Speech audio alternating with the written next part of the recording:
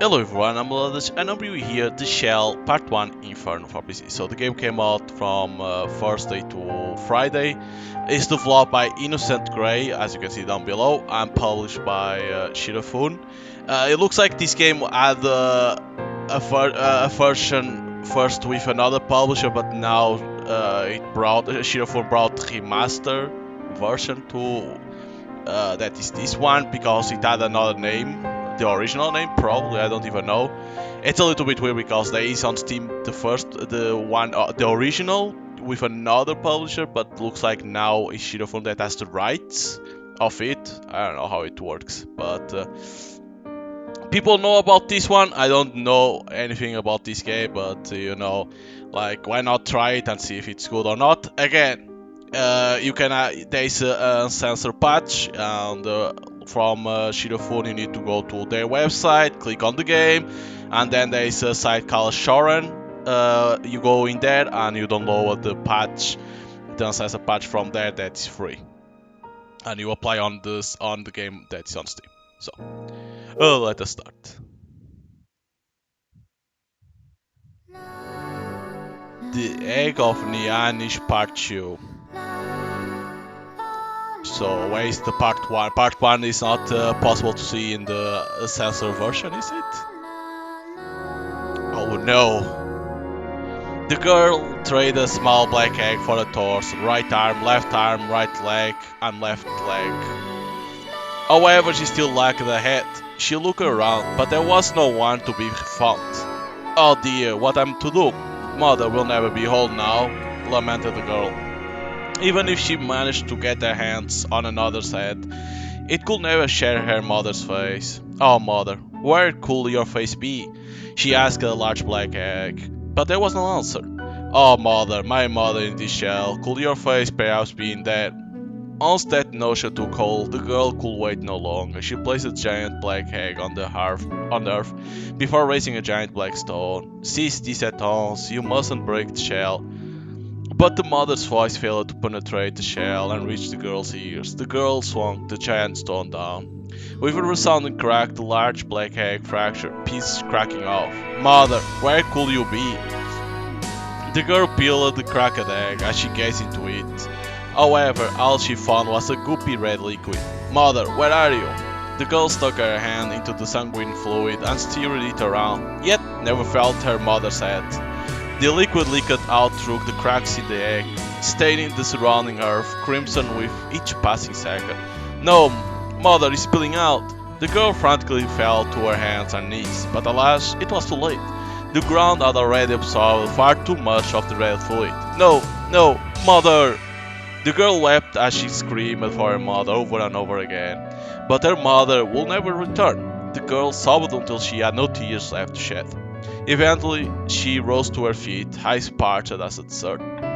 Alongside her were the broken black egg and her mother's headless body.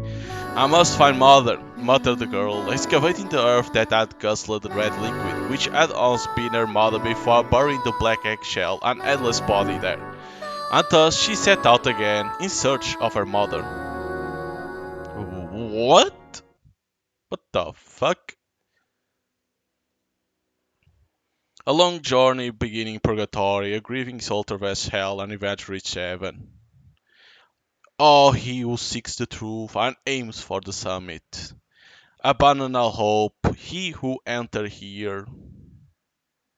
And then they see in Italian. Huh. The psychological test. Well, what the hell? That's so interesting. By the way, this was like Artemisia in China, I think it is. I enjoy drawing, it whisks me away from the worries of the world. I face the blank canvas with a blank mind. That way, whatever I wish to draw pops right into my head.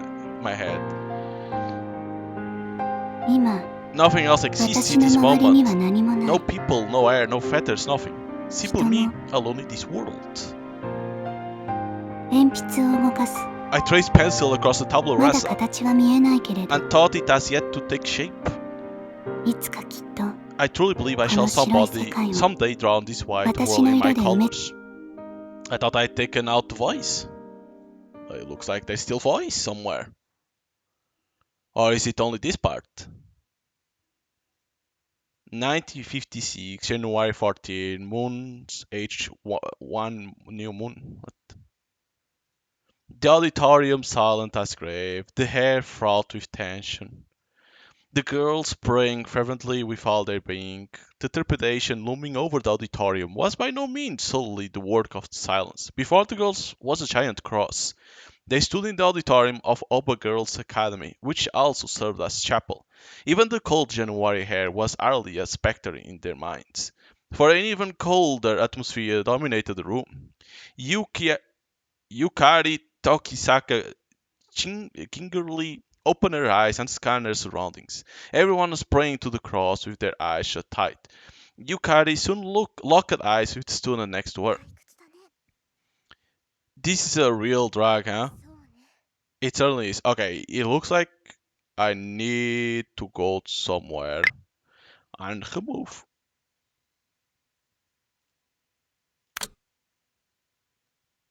Oh my god, a no voice.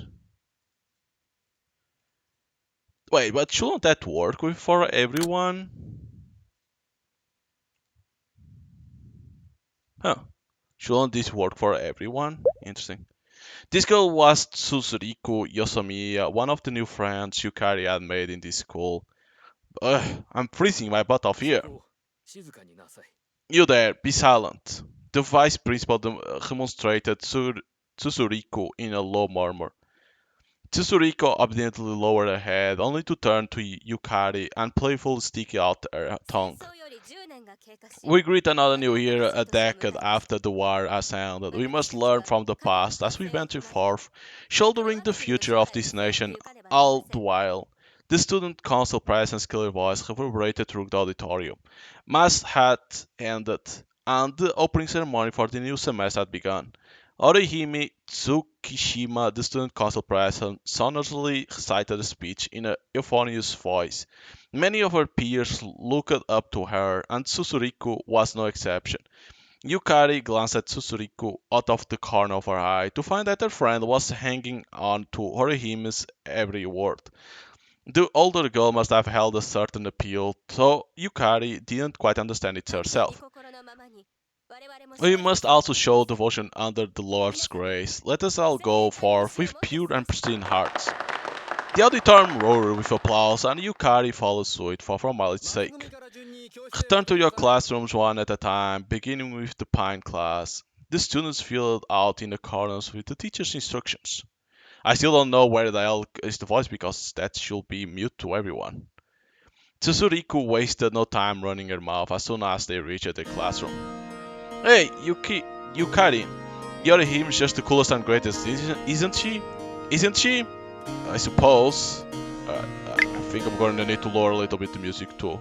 Still comes out like too loud, unfortunately. Yukari didn't fawn over Yorihime like Tsusuriko did, but she had to admit the older girl had a charm to her that the rest of their peers didn't. Yorihime was only a little older than Yukari, yet their charisma far exceeded any other students. Yukari had to tip her hat when she realized just how many fans Yorihime had in this girl's only school. That included Tsusuriko, even though she seemed like the last person Yukari would expect to admire Yorihime. Yukari shot her friend a pensive glance. Tsusuriko Yosomiya was a bookworm, as well as an author talented enough to be published in the popular literary magazines. Thought she kept that hush from the school, seeing how their strict regulations forbade anyone from engaging in literary activities such as writing. What's more, Tsusuriko wrote not only mainstream fare, but even lewd stories for uncouth magazines. Oh no! You cannot do that! Yukari had never read any of those. As Tsusuriko had said, she needn't bother, and Yukari wasn't one to disregard a friend's wish. Hello, have to Yukari? Is there something on my face? No, it's nothing. Yukari shook her head as she turned away from Tsusuriko. Oh, look, Professor Kusaki is here. Yukari faced the front of the classroom, retreating with that convenient excuse. Good morning, ladies. Tatsuhiko Kusaka, the homeroom teacher, entered the classroom. Though there are no class today, the head of year will be taking some of your time to review how you should conduct yourselves as students. It felt like school had been drilling educational guidance into the students every waking moment these days, but perhaps that was only inevitable. After all, Oba Girls Academy had a reputation to uphold. It had been a bastion of learning here in Musashino since the era of westernization, educating many ladies from respectable families. Therefore, its regulations were strict. They ranged from wearing school uniforms off campus to restricting visits to shopping districts such as Kishishoshi and Shinshuku without a chaperone. Even minor day-to-day actions, such as speaking to US military personnel, were forbidden. Yukari didn't mind them. She wasn't the kind of to disobey the rules after all. She merely wasn't fond of how often the school wasted her time by making her review them. Miss Kuchiki, are you listening? Yukari's head shot up when she heard the teacher's shrill, high-strung voice. I am. The reprimanded student, one Toko Kuchiki, a member of the Heart Club just like Yukari, replied in a dignified manner. Then face forward. Alright, I really want to see one thing now. Oh my god. Are you telling me all the characters will appear? The voice of them? So I need to always come over here and lower them when they appear? Oh my god. So what's the point of these? It seemed that Toko had been staring out the window, only glancing at the podium out of the corner of her eye. Toko Kuchiki was an eccentric girl, to put it mildly. That said, even her fellow girls envied her slender frame, smooth skin, and silky sleek hair black as the night. What's with that skull? How dare you glare at me like that? I'm doing no such thing. Toko protested this in a aloof tone. She truly hadn't been glaring at all. Though Yukari could only catch a tiny glimpse of her face from that angle, Toko looked as cool as a cucumber, at least from where Yukari was sitting. It was almost like she had no idea she was being scolded. The other girls were all elegantly seated as if they were worlds away, so the sight was almost alien. Stand over there now! The teacher thrust her pointer at Toko's chest before returning to the podium. Yukari's eyes danced around the classroom. In the next seat over was Tsusuriko, resting her chin in her hands like she was about to die of boredom, while Toko was hanging her head as she stood, her upright posture quickly faltering. Kuchiki. Toko struggled to raise her head. Her face was white as a sheet, and a moment after they locked eyes. Toko! The new student, Toko's best friend, Toko Misurhara, darted over the collapsed girl. Such a poor charade, leave her be. But Toko raised her voice upon hearing the teacher's curt dismissal. Toko! I'm okay, really. No, you're not. Now we need to go and lower the voice of that one. My god. That's a lot of characters. Yukari rose to her feet, unable to just sit back and watch another second. I'll take her to the infirmary. And you are a member of the health committee. Yukari walked over to Toko after answering the teacher's skeptical question. Kuchiki. Thanks. Toko staggered to her feet as Toko propped her up on the side opposite from Yukari. I'll help too. That will not do. Return to your seat, Miss Misuhara. We'll be going now. Yukari lent Toko a shoulder and left the classroom. So wait, there's two characters that have the same name, one that is Toko and the other one, how the hell you pronounce? Toko? I don't know, it looks like the same for me. Toko's eyes boring into the pair all the way. Huh. How the hell you pronounce the other name? I don't know. Are you alright? Yukari and Toko slowly proceed down the hallway. Yeah, probably just anemia, that's all. Toko panted, leaning against Yukari. I'll be okay, really. You can head back now. No, I could never. Toko didn't look the least bit okay. She couldn't even stand on her own 2 feet. We're almost there, so don't worry about it. So Yukari ignored Toko and brought her to the infirmary. Instead, Yukari lowered Toko onto the bed. Oh, that's pretty cool. Phew. Toko took a deep breath and closed her eyes. The nurse should be here soon. Yukari comforted Toko as she straightened out the sheets. Right. Yukari felt Toko's forehead. It didn't seem like she had a fever. How are you feeling, Miss Kuchiki? The door opened and a second later the school nurse, Nene Akazaki, strolled in. A lot better. Alright, we'll lower the voice. Toko mumbled from under the couch. I'll be going then. Yukari bowed and was about to leave when Akazaki stopped her. Your class will be over soon, so you can stay here if you like, Miss Tokisaka. But please stick with Miss Kuchiki. Yukari glanced at Toko. The latter was looking back at her with shaky eyes that seemed to scream she could use a friend. Alright. Yukari nodded and plopped down onto a stool. I'm really sorry about this. No, don't be. Yukari smiled at Toko. Everyone felt anxious when sick, no exceptions. Yukari understood that well, since she wasn't exactly a picture of health for herself. She knew she was grateful and relieved to have her brother by her side whenever she was bedridden with a fever. The bell! Oh my god. Guess it's over, huh? Akazaki muttered, facing the desk. Yukari gave Toko a once over. Toko was breathing peacefully with her eyes shut. Figuring Toko was in the clear now, Yukari quietly rose to her feet. Toko! Suddenly, Toko burst into the infirmary. Mizuhara. Toko dashed over to Toko's bed, panting like mad. She must have come running as soon as the bell rang. Are you okay, Toko? Yeah. Toko feebly opened her eyes. Guess I shouldn't have skipped breakfast, huh? Unfortunately, Toko didn't look the least bit amused by Toko's joke. You had me worried sick, you know? Miss Kuchiki, you really need to be eating. Akazaki cheated Toko with a small smile on her face. Guess so. It appeared Toko really had been sick with worry about Toko. Yukari wondered if it had something to do with how their names were pronounced the same. Oh, okay, so their names are pronounced the same. Toko Toko, alright.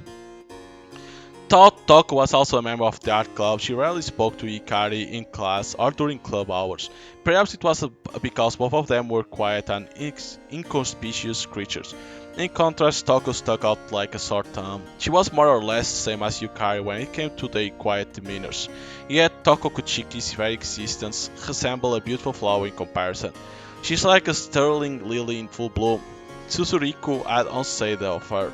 And honestly, Yukari understood that sentiment. Toko exuded the air of a one-in-a-million flower no one would ever dare pluck from its roots. Toko was the only one who dared stick with her. Not that Yukari was one to talk when she had Tsuriko constantly by her side. Just then, Toko glared sternly at Yukari. Toko asked me now, so you can go already, Tokisaka. Right. Toko occupied the stool Yukari advocated and took Toko's hand in her own. If you'll excuse me then. Yukari left the infirmary to find Tsuriko waiting for her. Here we go. Special delivery. Oh, thank you. Tsuriko handed Yukari her bag, grinning without a care in the world. Something up? You look pretty down in the dumps. Really? Yukari touched her own cheeks to check, only to belatedly realize there was no way she could tell what her face was betraying by doing so. Maybe I'm just imagining things? Tsuriko scratched her cheek with an embarrassed smile on her face. She was probably being considerate of Yukari, a trait later greatly appreciated. Thank you, Tsuriko. Thus, Yukari thanked her, in a voice so quiet that the slightest whisper of wind would have drowned it out. Okay, so this is the art club. Yeah. Yukari went to the art room after saying her goodbyes to Tsuriko. Oh, good morning, Tokisaka. A girl already there stood up and greeted Yukari. She was Yui Nishisono, Yukari's underclassman and fellow art club member. Good morning, Nishisono. Yukari returned the salutation and placed her art supplies on the desk. Guess someone just as eager as me to get back to the club, huh? Well, I couldn't exactly do any drawing at home.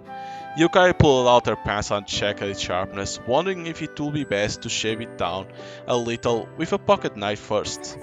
Why, were you busy there? You could say that, but it's more than that my brother was too lazy to do anything around New Year's. Must be rough, huh? Yui gave her a little shrug in response before playing her own art supplies on desk. It's alright, it's been a long time since our parents passed away, so we are used to it, really. Well, yeah, sure, but that doesn't mean you have to like it. I'll be fine, no need to worry. Oh no, it's just same kind of. Yui's words were interrupted by the clattering of the arts room door. Are you there, Yui? Oh, Tokisaka. A girl peeked her head through the door and bowed to Yukari. Her name was Ayumu Sato, a freshman in the Candle Club. She stopped by the art club frequently, since she and Yui were friends.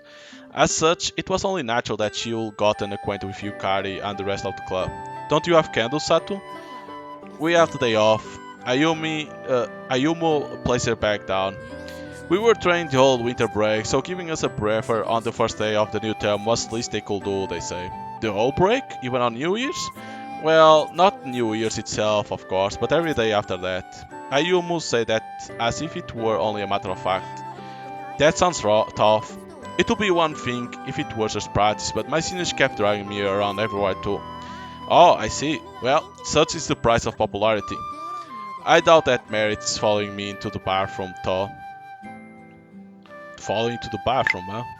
Okay, let's remove the voice, since it's two characters. Take a chance. Apparently some people were just into that, thought Yukari couldn't quite wrap her head around why. The art club didn't get together over a break, we just threw on our own time. Not that Yukari had actually done any herself, let's say. I only did some minor stuff like sketch of orange and rice cakes. Oh, I just got a great idea, why not model for my next drawing, Ayumu? You want me to model for you? Yes, and fully nude. Oh, of course. I'm sure it will be a huge hit with your club seniors. I don't mind, but it will cost you a pretty penny. How much are we talking? I'll say about 20,000 yen should do. That's around as much as one of those transistor radios that came out last year. Radios, huh? I'd rather have a TV personally. I'll prefer one of those electric rice cookers they released last month myself. Maybe I should ask my brother for one? You're already shaping up to be a perfect housewife, aren't you? That's what happens when you spend so much time at home. Guess so, yeah. Yui nodded. I wish I'll find the time to draw a snail while I was sitting around the house. A snail? Yui inched back ever so slightly. Yes, I own a mutated false Hydra whose shell is clockwise instead of counterclockwise. Clockwise? Counterclockwise? What? Ayumu blinked repeatedly. Tokisaka here loves bugs, you see. Yui smoothed things over with an awkward smile. I just wish it were spring so I could draw more of them. We have this big lake near our house that just fills up with Cibister japonicus and pond snails. Cibister japonicus? That sounds like a cockroach. Oh no, not at all. They are beetles. If anything, praying mantis and termites are far closer to cockroach. I thought termites were ants. The only similarity they share is that they act in colonies. Ant larvae look like maggots, but termites are born looking fully grown. No more, please. Yui swiftly shielded her ears. That's too bad. This is a great opportunity for you to learn more about entomology. I'm pretty sure that isn't the issue here. Oh, really? Anyway, where's a good spot to get some sketching done? Yui hastily changed the topic. Clearly she did not share her schoolmate's fondness for insects. Well, it's still chilly out, so I think we'll have to wait for spring if we want to get any good nature drawings done. Yukari glanced out the window. Tonal snow had piled up. The trees had shed their leaves and were shivering in the cold. But I saw Kuchiki drawing out in the schoolyard just now. Oh, really? Thought Toko drawing her own was nothing new. It was surprised that she'd already made a full recovery, considering she'll be resting in the infirmary not too long ago. Was Misuhara with her? Misuhara? I'm sorry, I didn't notice her. Ayumu apologetically bowed her head. I see. Yukari stood up and headed for the door, worried about whether Toko could handle the call out by herself. Oh, Tokisaka, I was hoping you'll be here. Professor Kusaka? Yukari swiftly leaned back to avoid bumping into Kusaka as he entered the art room. I forgot to give you your educational guidance handout. Here you go. Oh, thank you for going out of your way for me, Professor. She took the handout and bowed. Where's Kuchiki? Is she still in the infirmary? Kusaka curiously glanced around the art room. Sad to say she saw her out in the schoolyard. Would you like me to give you one to her? Thank you, I'll really appreciate that. Kusaka passed Yukari another handout. That's all I needed. I'll see you tomorrow, Tokisaka. Kusaka turned around and left the art room. I'm going to take this to Kuchiki, alright? Yui looked up with a dazed expression on her face. Sure, okay. Please watch the place until I get back at you. Yukari bade her farewells to Yui and Ayumu before heading for the schoolyard. A nippy breeze cut through the broad area. Yukari headed for the shade of the school building, wishing she would remember to wear a coat. Toko was sitting there, face to face with an easel. She was so focused that Yukari simply stood in place, unable to bring herself to say a word to her classmate. Toko wasn't there. She must have excused herself so she wouldn't strike Toko. However, Toko's canva remained as white as the virgin snow. Kuchiki. Oh hey, Yukari. Toko looked up. Professor Kusaka asked me to give you a handout. Thanks. Are you sure you should be out here right now? No worries, I'm feeling much better. Guess I nearly gave you a heart attack, huh? Toko glanced up at Yukari and shot her a small grin. It was a look that almost stopped the heart of even a fellow girl like Yukari. Perhaps it was because of her masculine way of talking. Even thought her appearance was the epitome of a delicate young maiden. Her speech pattern stood in stark contrast to that. Maybe that was why Yukari was taken by that disparity. Need anything else? Oh, no, not exactly. I'm just a little curious about what you are drawing. Good question. Even I don't know yet. Toko stared at the blank canvas. Maybe I still haven't figured out what I truly want to draw? I don't think there's any rush if you ask me. It wasn't like this was for homework after all. The art club was merely a gathering of students who enjoyed drawing. Vince's principal Saeki, the club advisor, said all that mattered was that they have fun. True enough, guess I'll sleep on it. Toko stowed her pencil and got up. Do you have any plans today, Yukari? Well, I was going to see my brother in Shinjuku. Yukari said exactly what was on her mind. Ah, he's a detective, right? Yes, thought is completely useless at all. Yukari answered Toko's question with a weary smile on her face. That's all. Oh well, I'll be going. Then see you tomorrow. Yes, likewise. Yukari. Okay, so this is in Shinjuku. Yukari took the Shuo line from Musashisakai to Shinshoku. School regulation forbade them from visiting any shopping districts. Yet Yukari still visited the area because her brother's detective agency was located in a building not too far from the station. She left through the east exit, bought a dumpling from Nakamura and made her way down a narrow alley.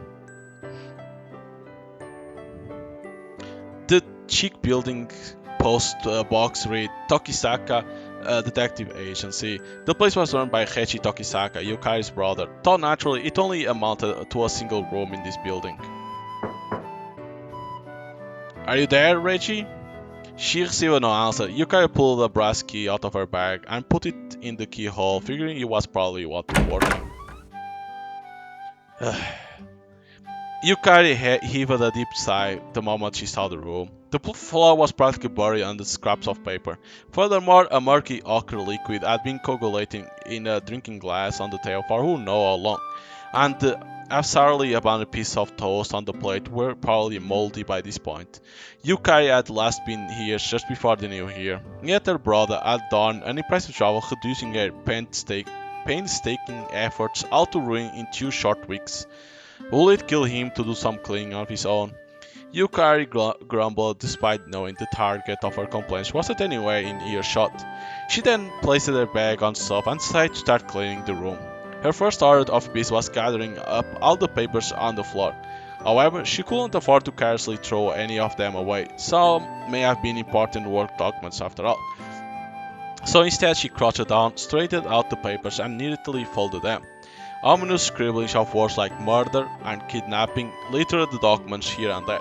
As usual, her brother was throwing himself headfirst into the most dangerous of cases and little else. She wished he would play it safe and stick to jobs like finding lost dogs instead, especially considering the man in question had said he was more a scholar than a fighter, while he had indeed spent time in the military and police. Her brother was still the sensitive type at the end of the day. Yukari stacked the papers onto the desk and moved to clean the table next. She took the plate of moldy toast and dumped it into the garbage. Afterward, she took the drinking glass, poured its contents down the drain, and carefully washed it. Several fractured milky white shells were strewn across the sink. Perhaps that liquid in the glass had in fact been X. meaning he was likely drinking them raw, a thought that made Yukari cringe. Thus she picked them up and threw them into the trash, gripping them so tight that they cracked with a resounding snap. Now what? Yukari took another look around the room and found a pile of dirty clothes absurdly heaped in a corner. She couldn't very well do laundry there, so bringing them home was her only choice. I just hope they don't stink. Yukari grumbled as she folded up her brother's shirt and underwear. She turned around when she heard the familiar clack of the agency door. Oh, welcome back, Reichi. The brother, Reichi Tokisaka. POV change. Okay, so now we are seeing as Reichi. What the heck are you doing, Yukari? I was just wondering if I could actually get all the stains out. How about doing some cleaning around here for a change? Ask me again when I'm less busy. Alright, he has a voice too. I didn't know. I gave the first excuse that came to mind before hanging my jacket off a chair and sitting down. A look around the agency revealed that it was a hell of a lot cleaner. No, it all just gone back to the way it was a few weeks ago. I was one big ass slob, no question that. Picturing how the place would look without Yukari's periodic cleaning sessions gave me the chills. Seriously, Tol, thanks. Sorry to keep dumping this on you. No need to apologize, I know just how busy you are. Yukari finished folding and took a paper bag. Here, I got you a dumpling. It's a bit cold now though. It's all good, thanks. I was starting to get hungry and Nakamoriya's dumplings were tasty even when cold, so she'll get no complaints from me. How is working going, Reggie? Oh, cool. Looks like I'll have this case back in just a few more days. I munched on my dumpling. There was this case involving the murder of a millionaire over his inheritance that I'll be working ever since the end of last year. I'll determine the culprit, so all that was left was to notify the police to get that son of a bitch behind bars. It's not dangerous, is it? There was a nervous edge to Yukari's voice. It's just an investigation, no risk involved. I gave a Zarmian smile. No job was ever safe for certain. You never knew around which corners danger was lurking. I knew a guy would be reduced to Swiss cheese over a simple infidelity investigation. Even searching for a lost cat had its fair share of risks. I sure hope so. Yukari didn't sound any less tense. It seemed that she didn't have much faith in me. Thought it was my fault for losing her trust to begin with. Ready to head home, Yukari? Don't you still have work to do? Well, I haven't been home since the new year. So I'll just put it on the back burner for tonight. Job's not going anywhere, right? Then please carry this home. Yukari handed me my clothes, now wrapped in a cloth. It might be winter, but you are still going to stink the place up if you leave these all over the floor. Yep, this one was on me too. If you took the JNR line from Shijuku to Nishi-Ogikubu and headed due north along the Zenpukuchi River, you'll find the Tokisaka residence. Yukari and I lived there all by ourselves, ever since we lost our parents in a plane crash a few years prior. Thought honestly, I didn't really spend much time at home to begin with. Yukari opened the door and headed inside. Please put your laundry in the dressing room. Sure thing, just let me get changed first. I left my clothes in the living room and slid open the door to my room. It was freezing, hardly a shock considering the place had been inhabited all day. I quickly donned a kimono and brought my old clothes back to the living room. Is chicken and vegetable hot pot alright for dinner? Sure, sounds great. I manfully answered and tried to pass Yukari to take a bath. If you want to take a bath, then please see to yourself, alright? Yeah, I know. I bundled my kimono up and shivered from the cold as I waited for the gas boil to start spewing hot water.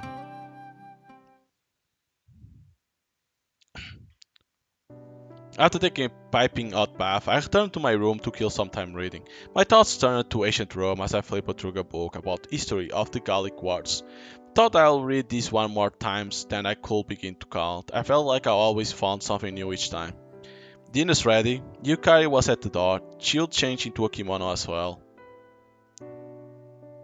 Steam and rich aroma wafted from a earthenware pot. Within were chicken, scallions, bok choy, crown daisies, and konjac noodles. I had to admit I was a bit disappointed there weren't any shiitake mushrooms though. In their stead were 2 boiled eggs floating in the broth. Shall we eat? Yukai put her hands together and bowed her head. Thought she attended a Catholic school. This side of her was pure Japanese through and through. I dipped the chicken in a small dish of ponzu.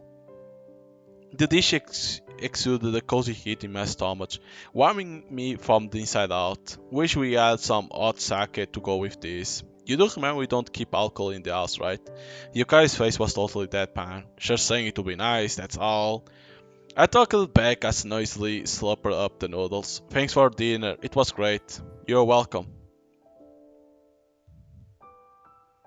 I returned to my room. I smoked a cigarette as I left through some documents I brought home from work. Murders and lies had been constant bedfellows ever since Cain killed Abel in Genesis 4.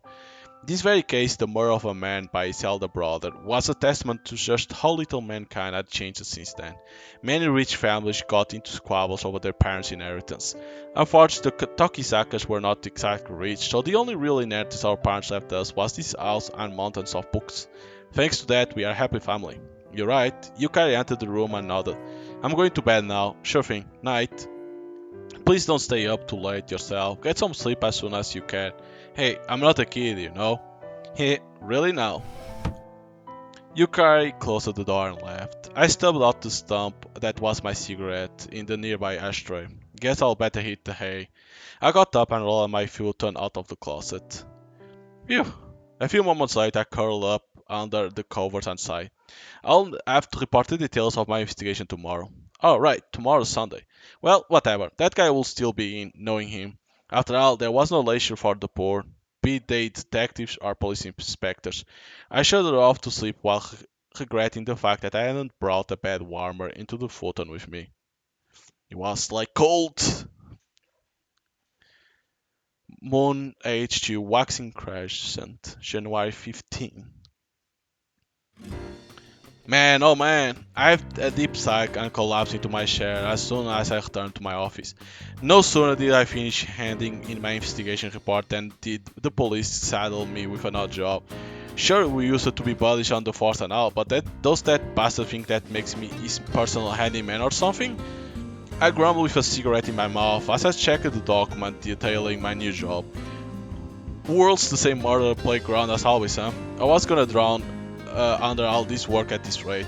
It seemed there had been a shooting in Shimorenjaku, Mitaka that would ended with the death of the manager of a small local factory. I figured it was probably the work of some gangsters.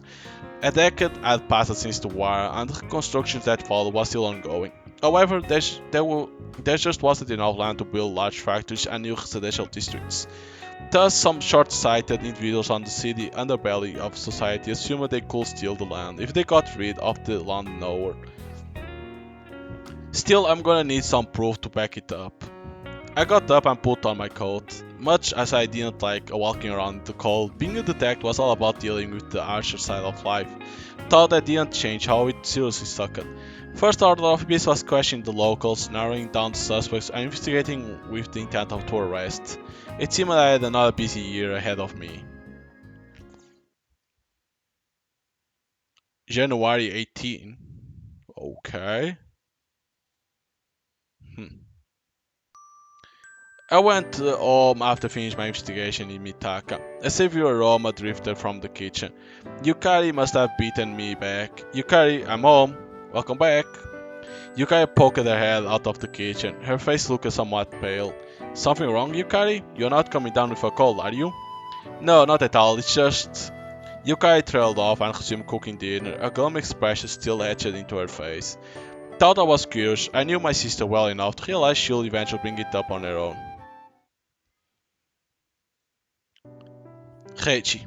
Yukari finally broached to the topic right after dinner, just as I would expected. What's up? I set down my cup of coffee.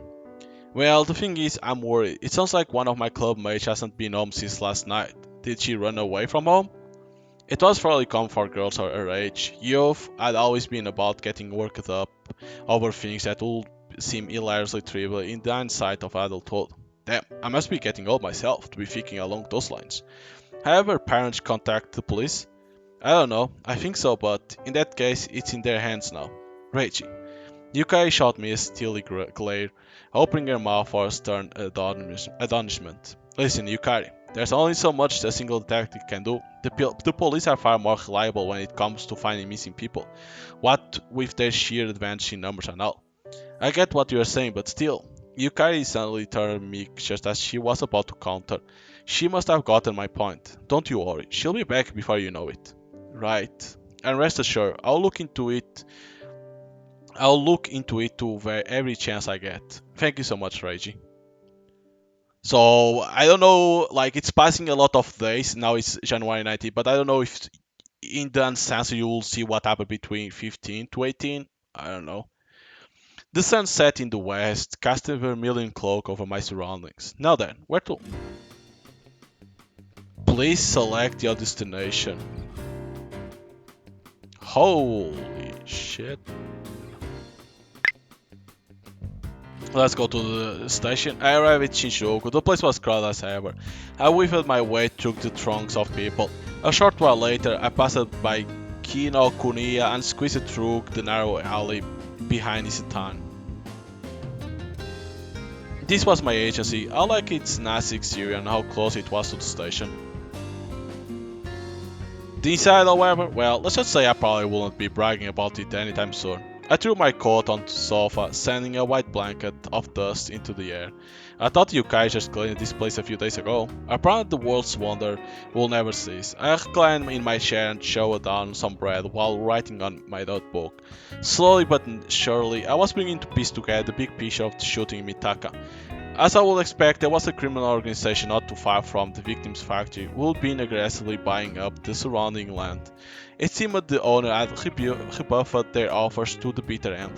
Furthermore, there were rumors that a large factory would start going up nearby in the summer. Thus, in conclusion, it's gonna be a real pain in the ass to finger the actual killer, isn't it? The culprit was probably a member of the gang, so his buddies will do their damnedest to protect him and ensure no evidence leaked. Maybe it will be best to ask the police for a list of all known members of the gang. I did have the connections to pull it off, fortunately enough. Then I'll fish out which henchmen were most likely to be packing it and get them to cover everything up. It would be borderline illegal for a cop to investigate like that, but it was no issue for a low-rank detective like myself. That said, the danger was far greater than what the simple cop will face. Alright then. There was still time until sunset, just enough for me to make one more stop. Alright, so basically these are like choice, you need to know where you want to go. Moon World and the park. Let's go to the park.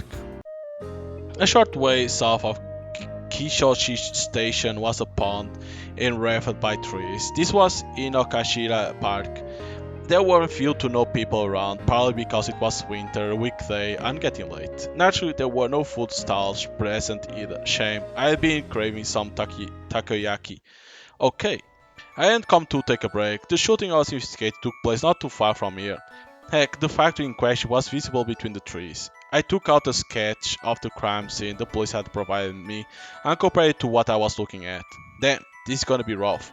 Maybe I'll be jumping the gun to assume this was the work of the gangsters. Huh? Something in the water. I turned toward a splash I suddenly heard. Ripples spread from the center of the pond. I had something falling in. I spotted a man with a puppet coat collar on the opposite shore, huffing it. Who the hell is that? Something smelled fishy. I prepared to give chase, only to stop when I realized where he was going. Isn't that...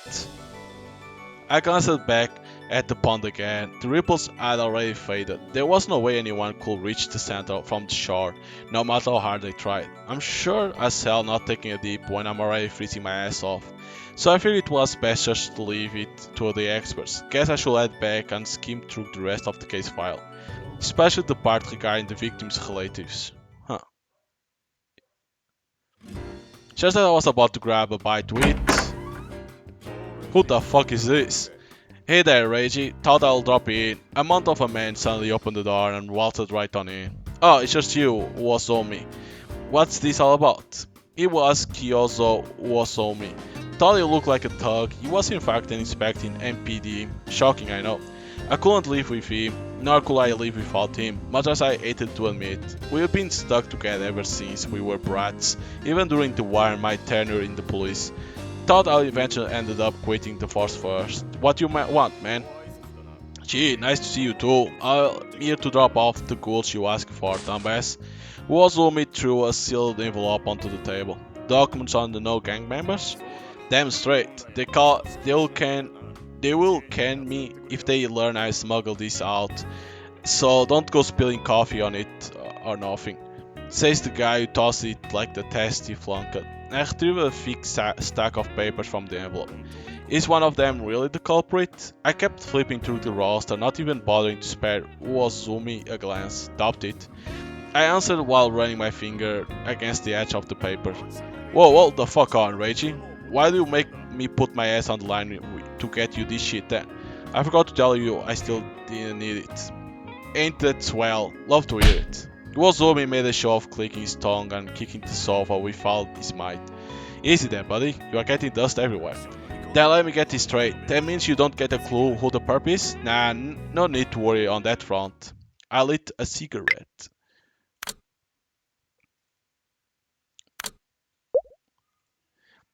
There is a problem with the crime scene. The area around the victim's fact is full of vacant lots now, so there will have been a huge echo if any guns got fired. Yeah, that adds up. The locals report hearing the gunshot, right? So there will have been people who have gone to find out what happened. Was anyone seen leaving the crime scene? Wozumi shook his head. Wouldn't have asked for you if there were. Makes sense. Even if no one saw a face, you could still have made some inference from their height after all. The ash of my cigarette fell into the ashtray. Was it the victim's family who reported the crime? Yeah, the victim's son and daughter-in-law were living with him. His son found the body while his missus called the police. Looks like the two of them sold off the factory, all according to the plan, huh? Whoa, hold the phone, Raji. Dread crept into Ozomi's voice. The son's a straight arrow who works at the West Military Base in the Shofu Airport. So essentially, it would have been a piece of cake to get his hands on a pistol. I stubbled out my cigarette. Part of the base will be Japanese propriety again this year, right? Meaning a lot of people who work there are going to get laid off. Who wouldn't rather have a nest egg stashed away? It was only struck his well-defined chin. Yeah, but we don't got dirt on him. Try dredging the pond in Inokashira Park. Pretty sure you'll find something quite interesting there. Gotcha, I'll drop forensics a line. He was on me headed for my phone. While I always credit him for being quick on the draw, he did realize that it was going straight to into my phone bill, didn't he?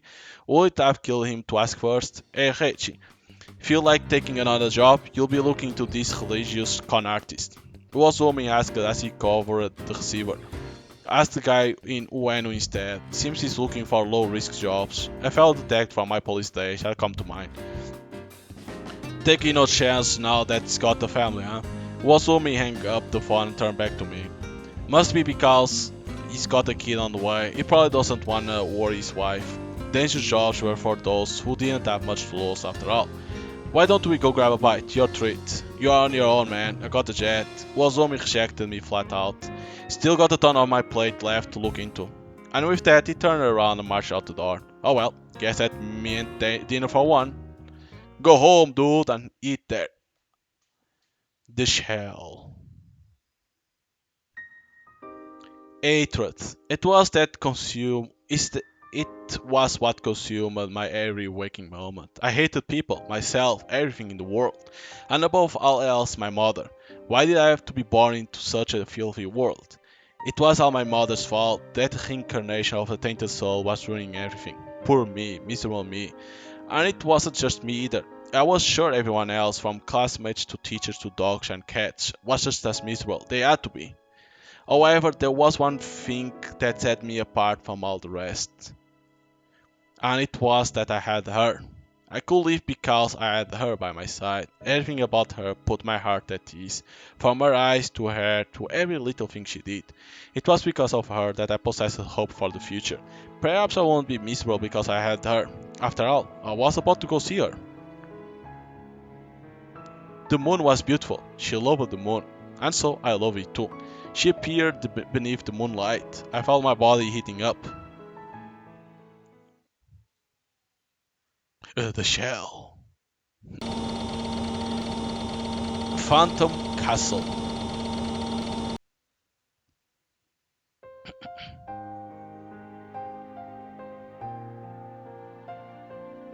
Oh, this one I don't know which one is the voice then.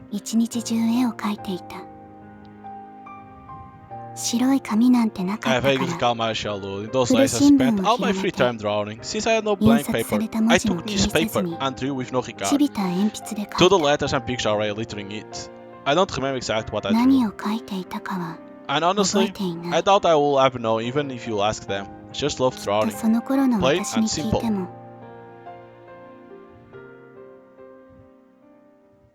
Alright.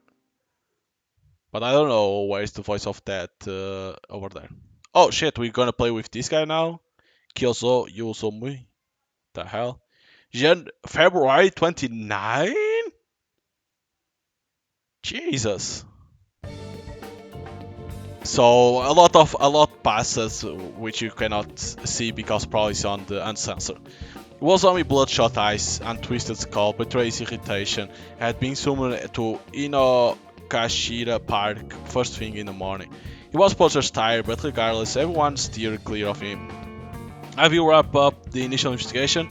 Wazumi grabbed a near police officer by the scruff of his neck. Yeah, forensics is here too. Good. Wazumi let the officer go and stepped over the rope cordoning off the crime scene.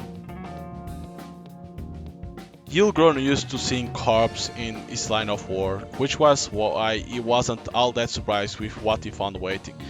But be that as it were, they couldn't just leave the body out in the open for all prying eyes to see. Where's forensics?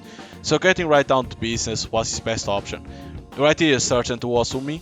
We are ready to examine the scene. Great, let's see what kind of fishy shit we can find. Whoa! Investigation, look at this shit. Very cool.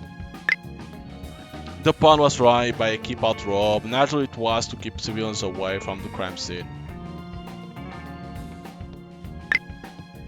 So the crime scene is right in the middle of Inokashira Park, huh? You also may look around. Thought it was in the heart of the park. The spot was shrouded by trees.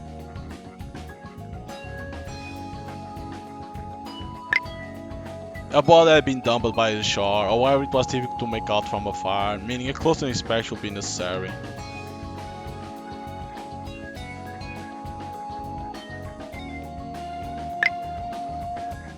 There was nothing unusual about that spot. You also will have to get close to figure it out. Okay. Wait, this is two bodies, is it? Hey, what's with this cloth? Also point to the black cloth blanketing the corpse's arms. The body was wrapped in it, or rather only the arms, oddly enough.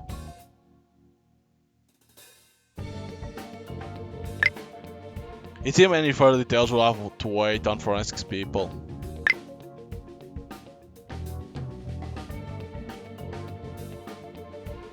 I wonder if there's anything else. Arms, huh? They were rotten to hell and back. The decomposed flesh exuded a foul reek.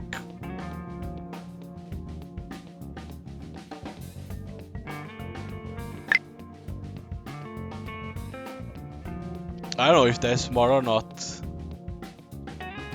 I think I tried everything, right?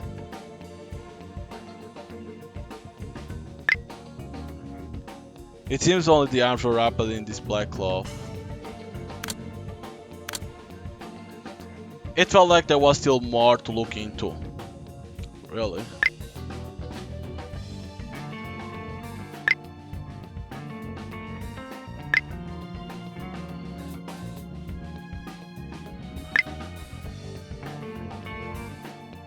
So return is like that.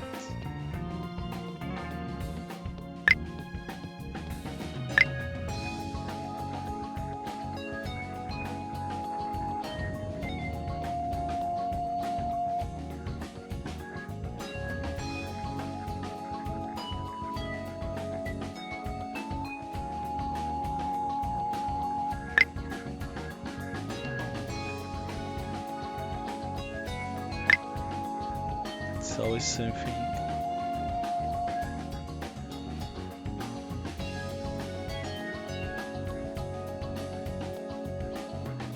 Is it outside this part?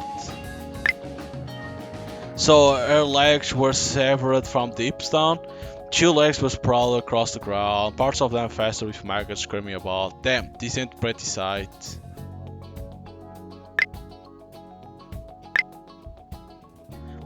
Though the body's several limbs and head were literally absolutely across the dirt, the torso was nowhere to be found. Hey, where's the torso? It seems it hasn't been found yet. Wonderful. It would be a headache for everyone if it had been dumped in the pond.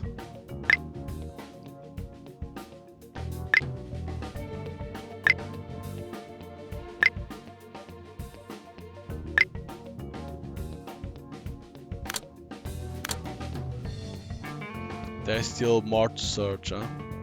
Well, it could be in this part.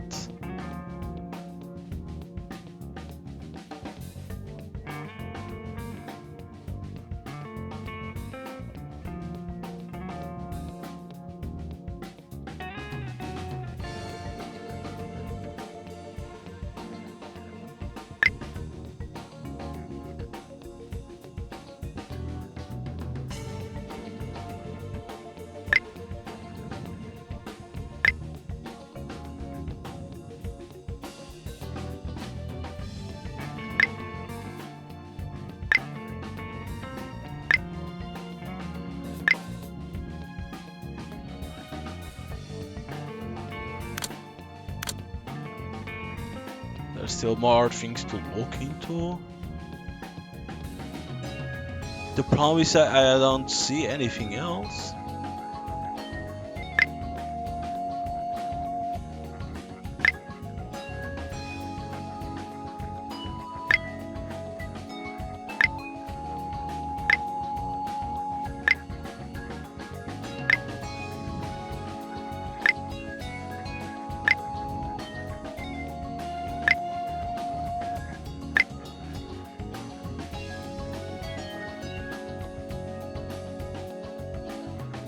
What the hell could it be? Because this is the fucking thing of the arms. This was the legs.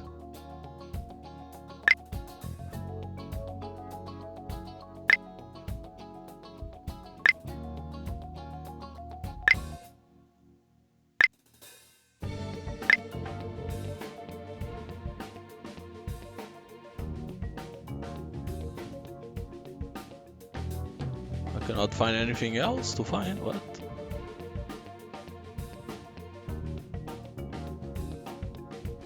The problem is that you don't know which one it is.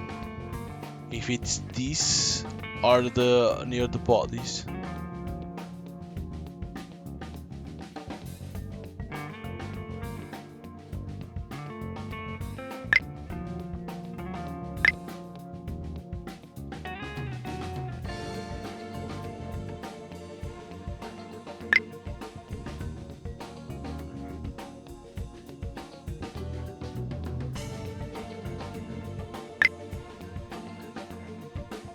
Because it should be in the water, right?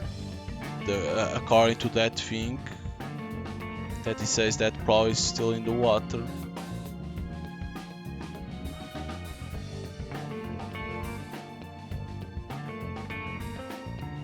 But I cannot see anything else. It doesn't go red.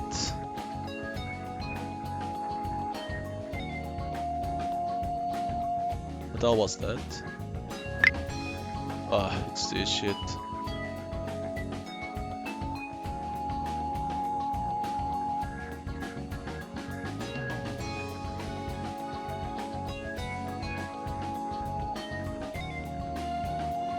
Yeah.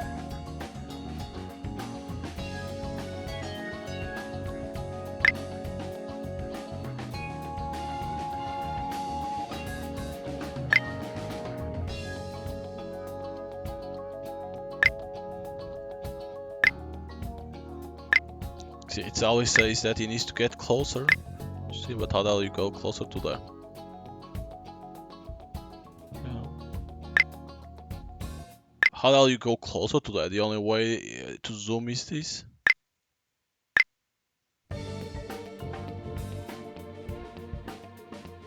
Yeah. What? What the hell that is then? What the hell am I missing?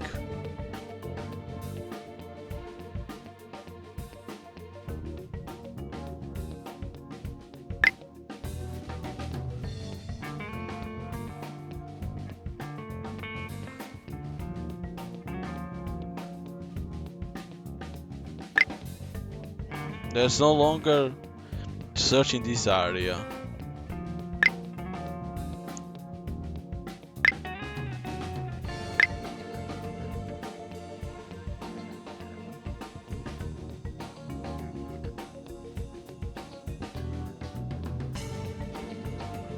What?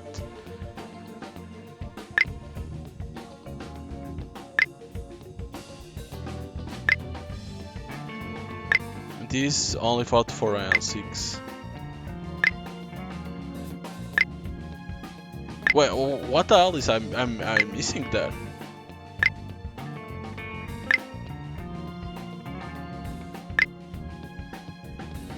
What?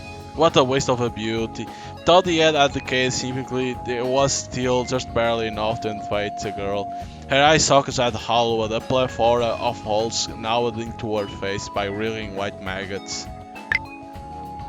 Who saw me nose stung with a fetid stench as soon as he unfolded the cloth. Goddamn maggots crawling everywhere. Musta died a while back. Judging from the size of the maggot, it would have been about 2 weeks. The forensics officer picked up and studied a centimeter-long maggot before giving his analysis. 2 weeks, huh? No way in hell the body was here that long. Meaning that the murder must have happened somewhere else. So wait, you cannot even see that's a head. How the hell do you knew that then? Right? Okay. How the hell you knew that? Is it? Do you need the ancestor patch to see? Is it? I wonder. Any witness? Just the old man who found the body on the stroll through the park this morning. He testified that he also took a walk here last night, but saw nothing then. Meaning the body must have been brought here in the dead of the night, huh? It was hard to imagine the culprit had been dismembered the body at this very spot, considering the lack of blood stains. What's more, the trains wouldn't have been running that late at night, so either the murder had happened nearby or the corpse used the car to transport the victim. Get that all about I'm gonna get. Yozumi figured he'll turn over every stone he's possibly could. The rest was a job for forensics. With his investigation more or less finished, Yozumi left the crime scene and lit a cigarette. Hauled the body over to the corner and get the ID ASAP. The rest of you interview the locals and see what you can learn. Understood? Roger that, sir. The forensics officer started gathering the body parts as the cop left. Wozumi had done his duty here. You could see a small factory through the trees. It had been the site of the shooting that would taken place around the dawn of the year. In the end, Reishi's deductions had been right on the money. They all found a pistol in the pond and the victim's son confessed to his father's murder after they all racked him over the coals a little. Thought it wasn't exactly a laudable way to conduct a police investigation. Wozumi found it far preferable to letting the killer slip through their fingers. The motive had indeed been money. It irritated Wozumi that Heiji had been right about that too, but regardless the case had been closed. This case seems right up his alley. Thought he never said why Heiji Tokisaka had a pathological zealous hatred of brutal crimes such as murders. Perhaps it had something to do with the case that would drive him to leave the force. Wozumi decided not to take that train of thought any further.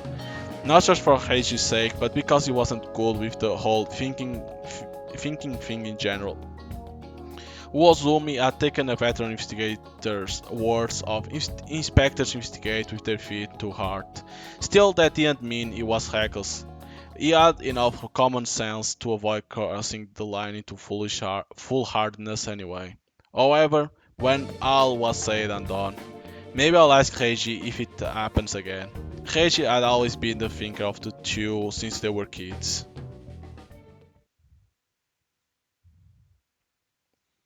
By the time Wozumi had finished questioning the locals after his on-site inspections, the sun was already setting. I'm starving. He made a point of saying that, thought he'll seen the body just hours before he still had an appetite. You left the sentimentality of the battlefield on the battlefield over a decade ago, and his heart had only hardened during his time in the Force. Wazumi waved his hulking body through an alley north of the station until he reached a site for sunrise. He could forget all about work here. After all, this wasn't the sort of cafe where he could openly discuss macabre corpses. Hi there, Wazumi. Hey. Wazumi returned his old friend's greeting and sat by the counter, silently cringing at the subsequent creaking of the stool beneath him. Would you like some coffee? Yeah.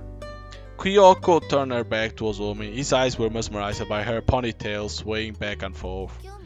Did you have work today? Yeah. Ozumi gave a curt answer and whipped out a cigarette. He knew you'll be leaving nothing but an awkward silence between them otherwise. It wasn't long before the mellow aroma of coffee mixed with the stench of smoke. Ozumi found the vibe here calm and relaxing, the kind of place where he could leave behind all the horrors he witnessed on a daily basis. Moonworld was the sole haven in his otherwise hectic life. Here we go. Kyoko set a cup of coffee down in front of him with a clink. Thanks. Wazumi reached for the sugar bowl and dumped spoonfuls of sugar into his coffee. Thought he wouldn't say he had a sweet tooth. He and coffee just didn't go together without something to offset the acidity. But that said, he couldn't drink alcohol when he was still on the clock either. Would you like some food? All I really have right now is toast though. Yeah, he wasn't boorish enough to ask for something Japanese under present circumstances. Coming right up. It wasn't long before the savory scent of toast bread tickled Uzomi's nose. You know, I remember you used to only drink tea back in the day. True. His answers were terse. Have your tastes changed then? Maybe. Wazumi bit into a slice of buttered toast. Hehe. Kyoko chuckled as she poured Wazumi another cup of coffee. I used to be pure tea drinker. It was only after I started coming here that I added coffee to my palate. Kyoko served the cafe, eyes glistening with nostalgia and sorrow. Let's not talk about the past. Wazumi cut her off with a low grunt. You're right, I'm sorry. I can take out the voice of her. What? She doesn't even exist? Why? Why she doesn't exist? To take out the voice? Is she not a character? Wazumi was relieved to hear Kyoko didn't sound quite so heartbroken anymore. Nothing good come from dwelling on the past. Top memories were supposed to glamorize with time. Wazumi and his friends only found their past lingering stronger and darker than ever, like the ever-approaching specter of death, especially Kyoko and Reiji. Perhaps Wazumi had gotten enough lucky compared to them. He hadn't lost that much after all. I'm gonna head out now, sorry to bother you. You are no bother. See you again, Wazumi. Wazumi turned his back to Kyoko and waded out into the ever-darkening night. Two wasted drunkards staggered in front of him. Out of my way! Wazumi pushed aside the quarreling man and made his way toward Kichichochi Station. He emptied them. He will possibly kill for a drink at the moment, but he'll add enough escapism for the day. Wazumi popped his collar and marched through the frigid February air.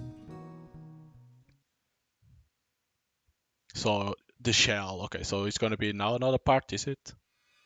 The white silhouette of a stark, naked girl shimmering in the dark, like the moon on the blackest of nights. Her rosy nipples heaved up and down. She was asleep. No, unconscious. A gloved hand lightly squeezed her arm. It was perfectly meaty and springy. No complaints there. The girl's wrist and elbow were unfurled, her armpit clenching up in a meager show of resistance. However, she slept peacefully, which was proof that she only fought back unconsciously. Moments later, a leather strap was wrapped around the girl's waist, securing her to the table. Next, her left arm was extended to the edge in a similar fashion. This should do. Finally, the room shuddered with the hoisting of a hatchet sitting in a corner. The blade seemed somewhat chipped, but it wouldn't impede the task ahead. Steady hands firmly grasped the haft, setting the edge of the cold steel against the girl's shoulder. It dug into her flesh slightly, but hardly enough to leave a mark. Alright, here we go. And a moment later, the silence marking dominion over the space came to a violent end. The air ruptured with the girl's voiceless scream. A moment later, the hatcher's teeth dug into the table.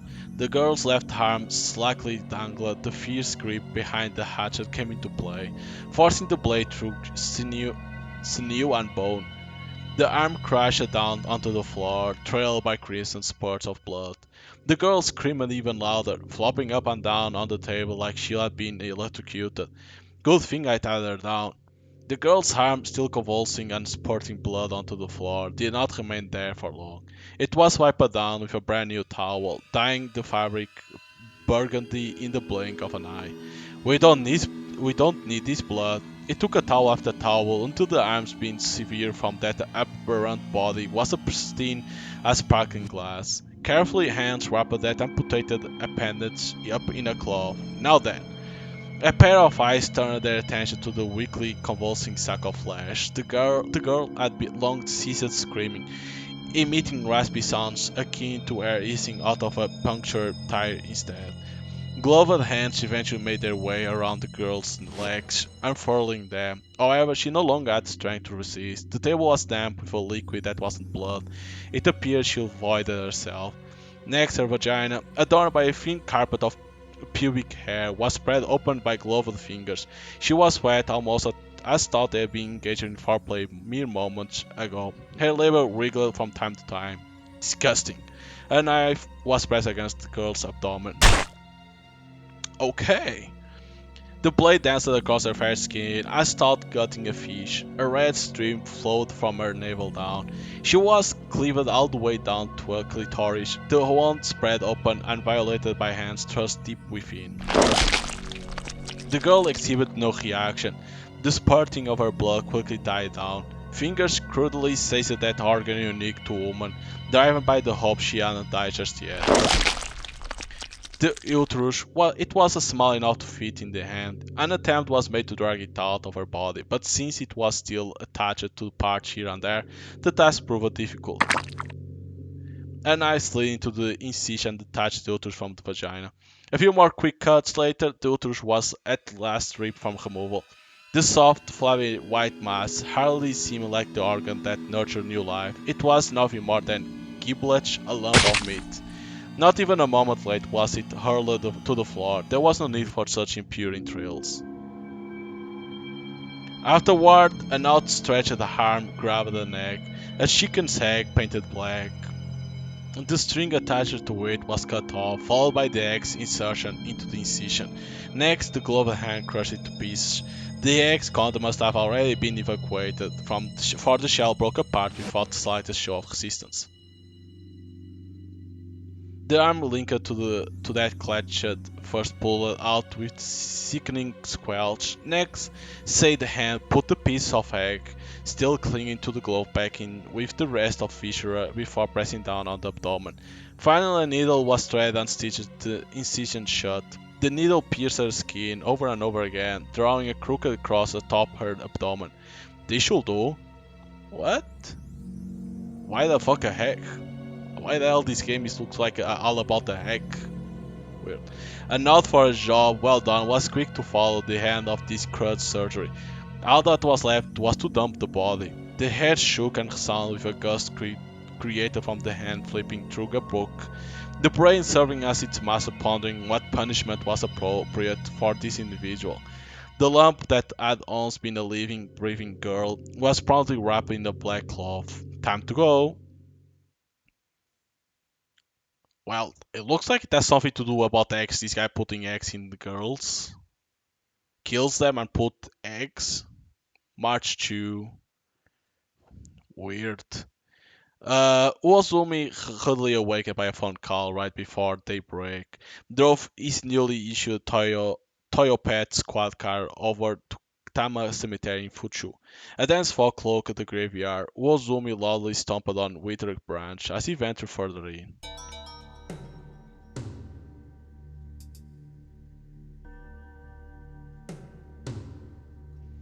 That's got to be the spot, huh? Several police officers had already gathered. One of them saw him and saluted. Good to see you, Sergeant. Say, What are we looking at? The officer gestured toward the rest of the assembly. Sir, the corpse was first discovered by a local who claims he saw something burning here late last night. And the body? Right here, sir. The officer led Wozumi over the corpse. A grim tension was palpable throughout the cemetery. It was highly unlikely that a run-of-the-mill burned corpse could have produced such a baleful atmosphere. There have been far too many disturbing murders recently. That wasn't even getting to how they still weren't any closer to unraveling the mystery surrounding the dismembered body from the other day. I don't like this. I don't like this at all. A noxious odor bore into Ozumi's nostrils. It was the stench of a battlefield. The stench of a village seared to a crisp by incendiary bombs.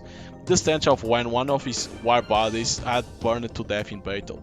That unpleasant factor of an object permeated with machine oil which smelled different from meat cooking on the grill. Here it is. The officer's voice brought Wozumi back to his sense. His eyes turned to where the man was pointing. What the hell? Yo, that's pretty cool. That design is pretty cool. What the hell are we seeing?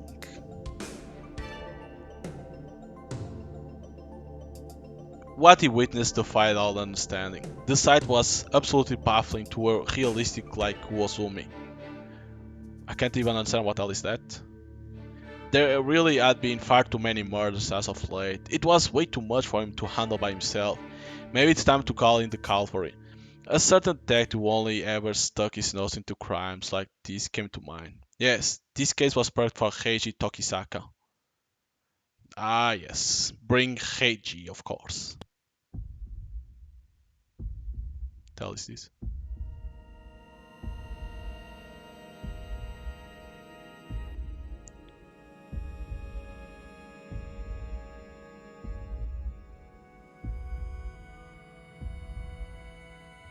Is this the beginning? Is it like a opening? Is it?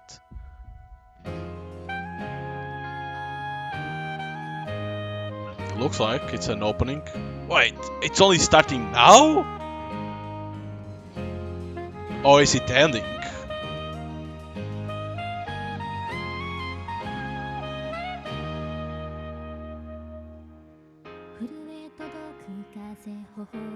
I don't even know. Is it beginning or ending? Hello.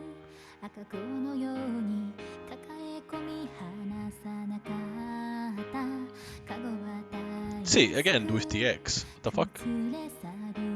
It's like, okay, there's that murder that kills girls and like opens them and puts eggs into them. But what the hell is the synonym of the egg? I think it's like you need to play the sensor to understand the meaning of the egg. It has something to do with that beginning, right?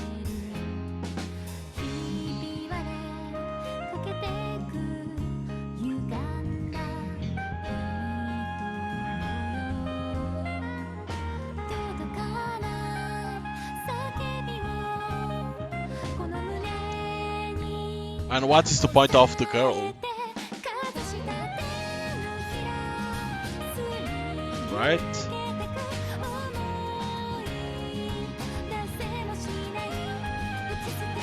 She's like, okay, she's the sister, right? But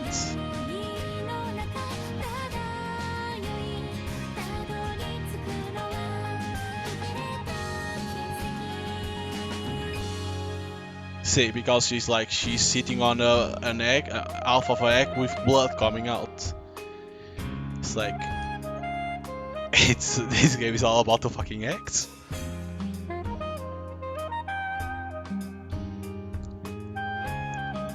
It's like, of course, it's like the egg has a meaning throughout the game. Probably you need to play all because it looks like it's 3 parts that the game has, and probably you need to play all 3 to know the meaning.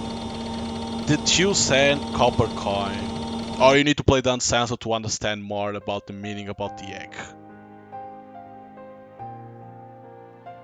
It looks like it's about like mother. Like when it starts saying the mother, black egg, mother. So. When was it that I first laid hands on a paintbrush? Perhaps it was when I found the one my father owned, aged and bristles hardened from use. The thing was in no state to be drawing anything, naturally, so I simply swung it around like a conductor's baton. It was only much later, when I started formally studying the art of painting, that I finally wielded a proper paintbrush.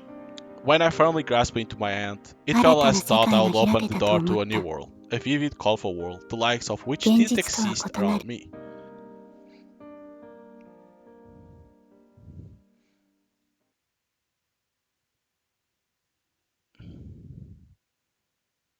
March 3. Alright, didn't pass that much. Thought it would be like a big opening. I, Heiji Tokisaka, was drafting a report at my detective agency in the heart of Shinjuku. I summarized the details of the case with a cigarette in my mouth and the occasional swig of a whiskey. The case in question had been rather standard, all things considered. A rich man was murdered and his son was arrested. However, the son kept claiming innocence. Thus, I cleared his name by finding proof that the father had in fact taken his own life. With that, it was a wrap. I scrawled the son's name in the client box and concluded the report. Phew! I reclined against my chair. After getting a much needed stretch in, I stubbled out my smoke, pulled a new one out of my cigarette carton, and lit it up. The smoke rose up before being dispersed by the ceiling fan. That was it. Case closed, my job was done. What's more, it paid pretty decently, so I won't have to worry about me going hungry for quite some time. In hindsight, though, I felt like I've been working non-stop the past 3 months. Between that murder case over inheritance, the factory eviction murder, and the murder spawned from trouble in the red light district, I had hardly a moment to myself. This world just revolves around murder, huh? I spat those words out with a puff of smoke. Sad as it was to say, the world had degenerated to a rather savage place. Yet, ironically enough, it was that very facet of it that provided a living for people like me. After all, where would detectives be without the misfortune of others to feed upon? I could really use a vacation. Fortunately, I had no other case on my plate at the moment. Going home and letting my hair down was sounding really appealing. Then, what the heck am I still doing here? I quickly packed my things and left. The Tokisaka Detective Agency, located in a building that could be reached through a narrow alley behind the Isetan apartment store near Shinjuku Station. This area could hardly be called the epitome of law and order, what with unanswered brothels a stone's throw away and all. I tapped a piece of paper on my door, wrote, "Close. If urgent, please come to the following location," and scribbled down my home address. That way, there will be no issues if I did happen to get a client during my brief sabbatical. Thought whether they will be willing to make the trip to the outskirts of Suginami or not was on them. I highly doubt anyone will target the detective agency with nothing valuable inside for robbery. And even if they did, it won't be long before they left empty-handed in disappointment and disgust. Still got plenty of time to kill. I took a look at my pocket watch. Getting home was easy enough, just a simple trip down the Seibu line to Kamishakushi, but I figured I'll take a little detour first. I passed by Konikoniya and made my way to the JNR very own Shinjuku station. Thought it gotten a lot warmer lately. The passersby were still wearing coats. Waving my way through the crowd to the station ticket counter, I bought a ticket to Kichishoshi on the Shuon line. Passed through the gate and boarded the train. Those names, man. Goddamn. It was already 11 p.m. by the time I reached Kichishoshi. After walking through the station north exit, I passed by the shopping district founded on the remains of the black market until I reached my destination. Oh, this one? The Cafe Moon World, a place with pretty good coffee and pastries. I came here quite often, even thought there were plenty of coffee closer to my agency. The fact it was run by an old friend of mine played a fairly large part in that. Kyoko. I'm terribly sorry, but we are closing for the night. It's me, Kyoko. Oh my, if it isn't Tokisaka. The woman, Kyoko Azuki, stopped whipping the counter when she saw my face. Could I trouble you for some coffee? It will take some time for me to brew up a new pot, just so you know. Is that fine with you? Kyoko gestures to an empty coffee pot. If that's how it is, I'll settle for some soshu with hot water. Is that so? I'll have some too in that case. So, is Is her voice in here? What? Now the voice is in here. Why? Why the hell with the other didn't that? Kyoko turned around and pulled a bottle of soju off the shelf. Sure, you should be drinking? Well, I've already closed for the night, so I don't see what the problem is. Kyoko added some soju up to 2 glasses full of water. Hot water. The twin liquids mixed with it. Here you are. I took the glass from Kyoko after she emerged from behind the counter. She tried to sit on a stool, only to find an apron hanging off it. Oh dear, so she left it here, huh? Who are you talking about? I took the bait and gave in to my curiosity. The new girl I hired the other day. I told you about her, right? Oh yeah, I think she might have mentioned that. She's living here now. Want to meet her? Nah, I'll save it for next time. It's getting kinda late. I tipped my glass and gulped down the milled shochu. That's too bad, Kyoko answered curtly before sipping her own concoction. That it's spot. Well, yeah, I mean, why wouldn't it? Unless you settled for that moonshine stuff instead. Of course not.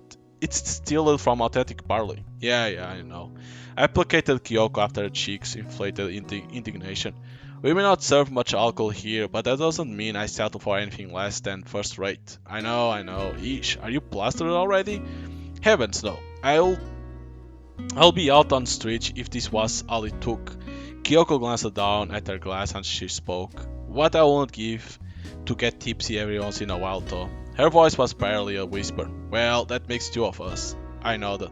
With the shitty hands life kept dealing us, it was only natural to want to drown our sorrows every now and then.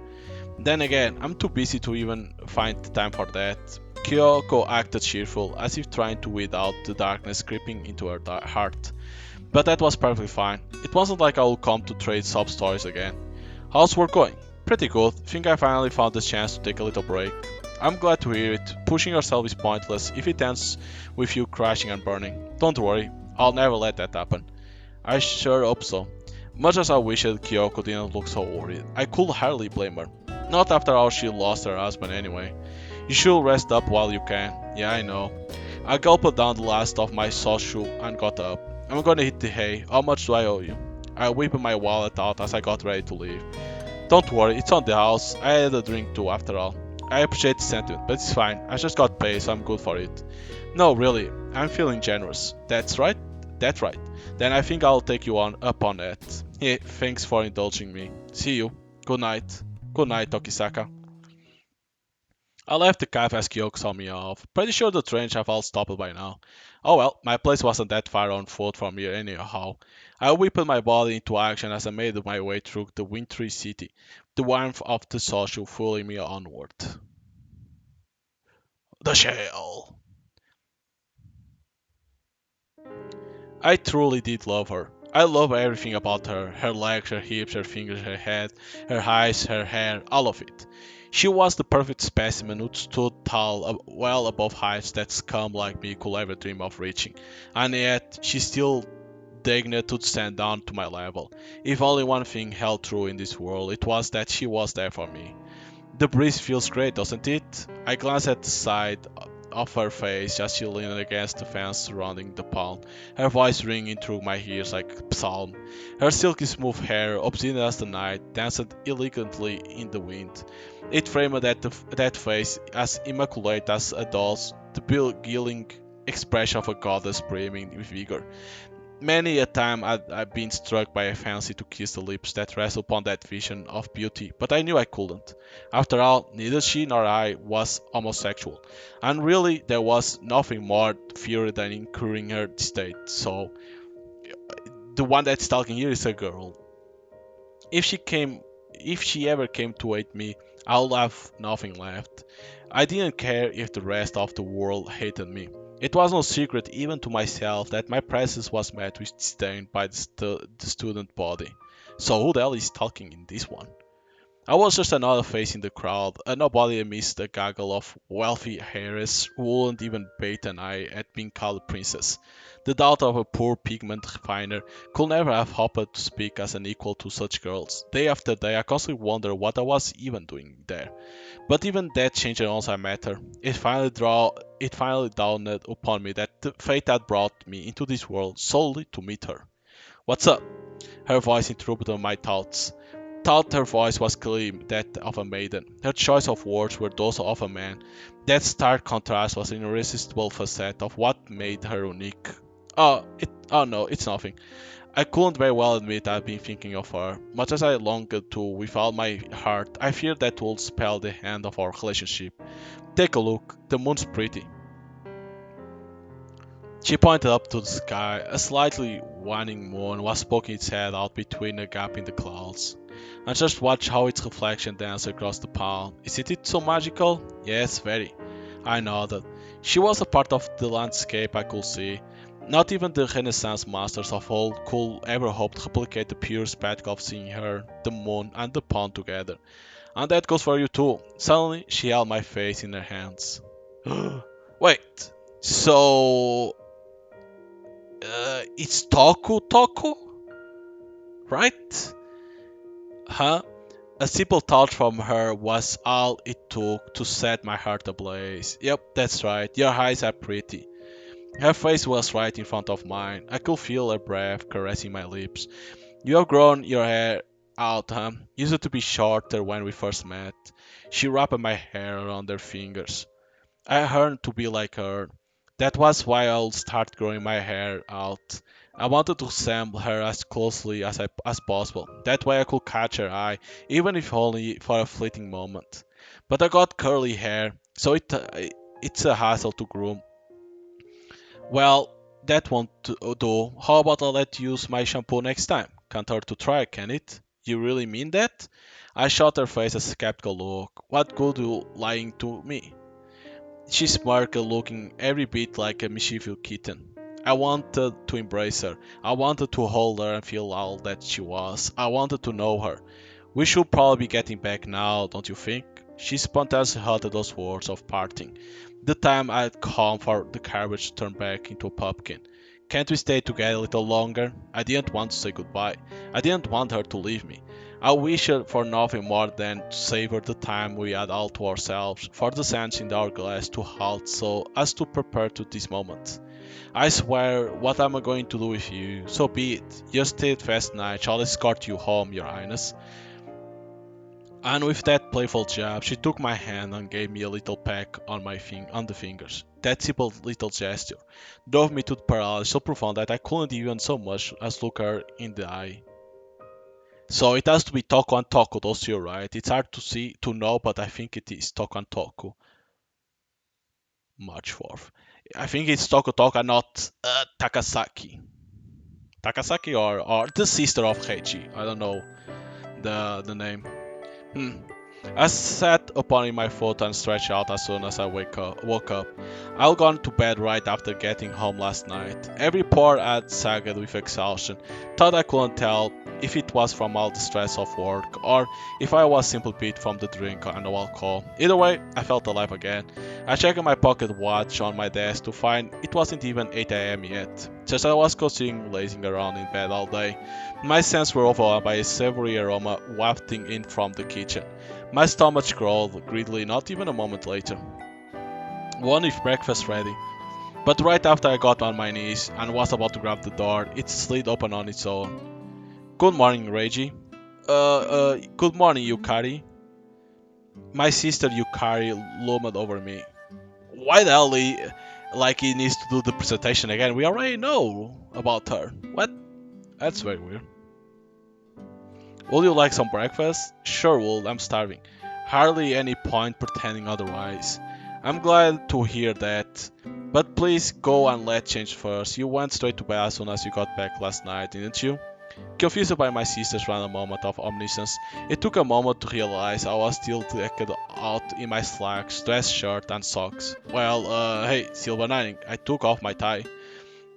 Just look at these, they are all wrinkled now. I'll wash them, so please take them off. Yukari reached out for the buttons on my shirt. Come on, I can do it myself. How many times do I have to tell you?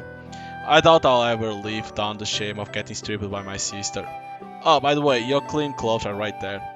Yukari shot a glance at a neatly folded kimono in the corner of the room. Please, just put your dirty clothes in the dressing room hamper, alright? After saying that, Yukari left me in peace. Oh, brother. Had she no shame? As the only family she had left, I gravely feared for her future. I heaved a deep sigh and started changing. Breakfast was already on the table by the time I emerged into the living room, clad in my kimono. Warm steam billowed from the sliced salmon and rice. I'm still freezing. I huddled my shoulders and sat down. Really? Yukari cocked her head as she carried over some piping hot miso soup. I think it's rather warm this morning myself. Sleeping in my clothes probably didn't help. Perhaps. Would you like some cold medicine? Nah, it's not that bad. Let's eat. I reached for the food to alleviate the momentary concern and anxiety I glimpsed in Yukari's eyes. I didn't have a cold and I could take a little chill. I broke down the salmon using my chopsticks while flipping through the morning paper with my free hand. Reggie, we are eating now. Please put that away. I'll only be a sec. Huh? A small article in the corner of the paper caught my eye. It concerned a murder. According to the article, a woman's body had been found in Tama Cemetery. What's more, the authorities had yet to successfully identify her despite their best efforts.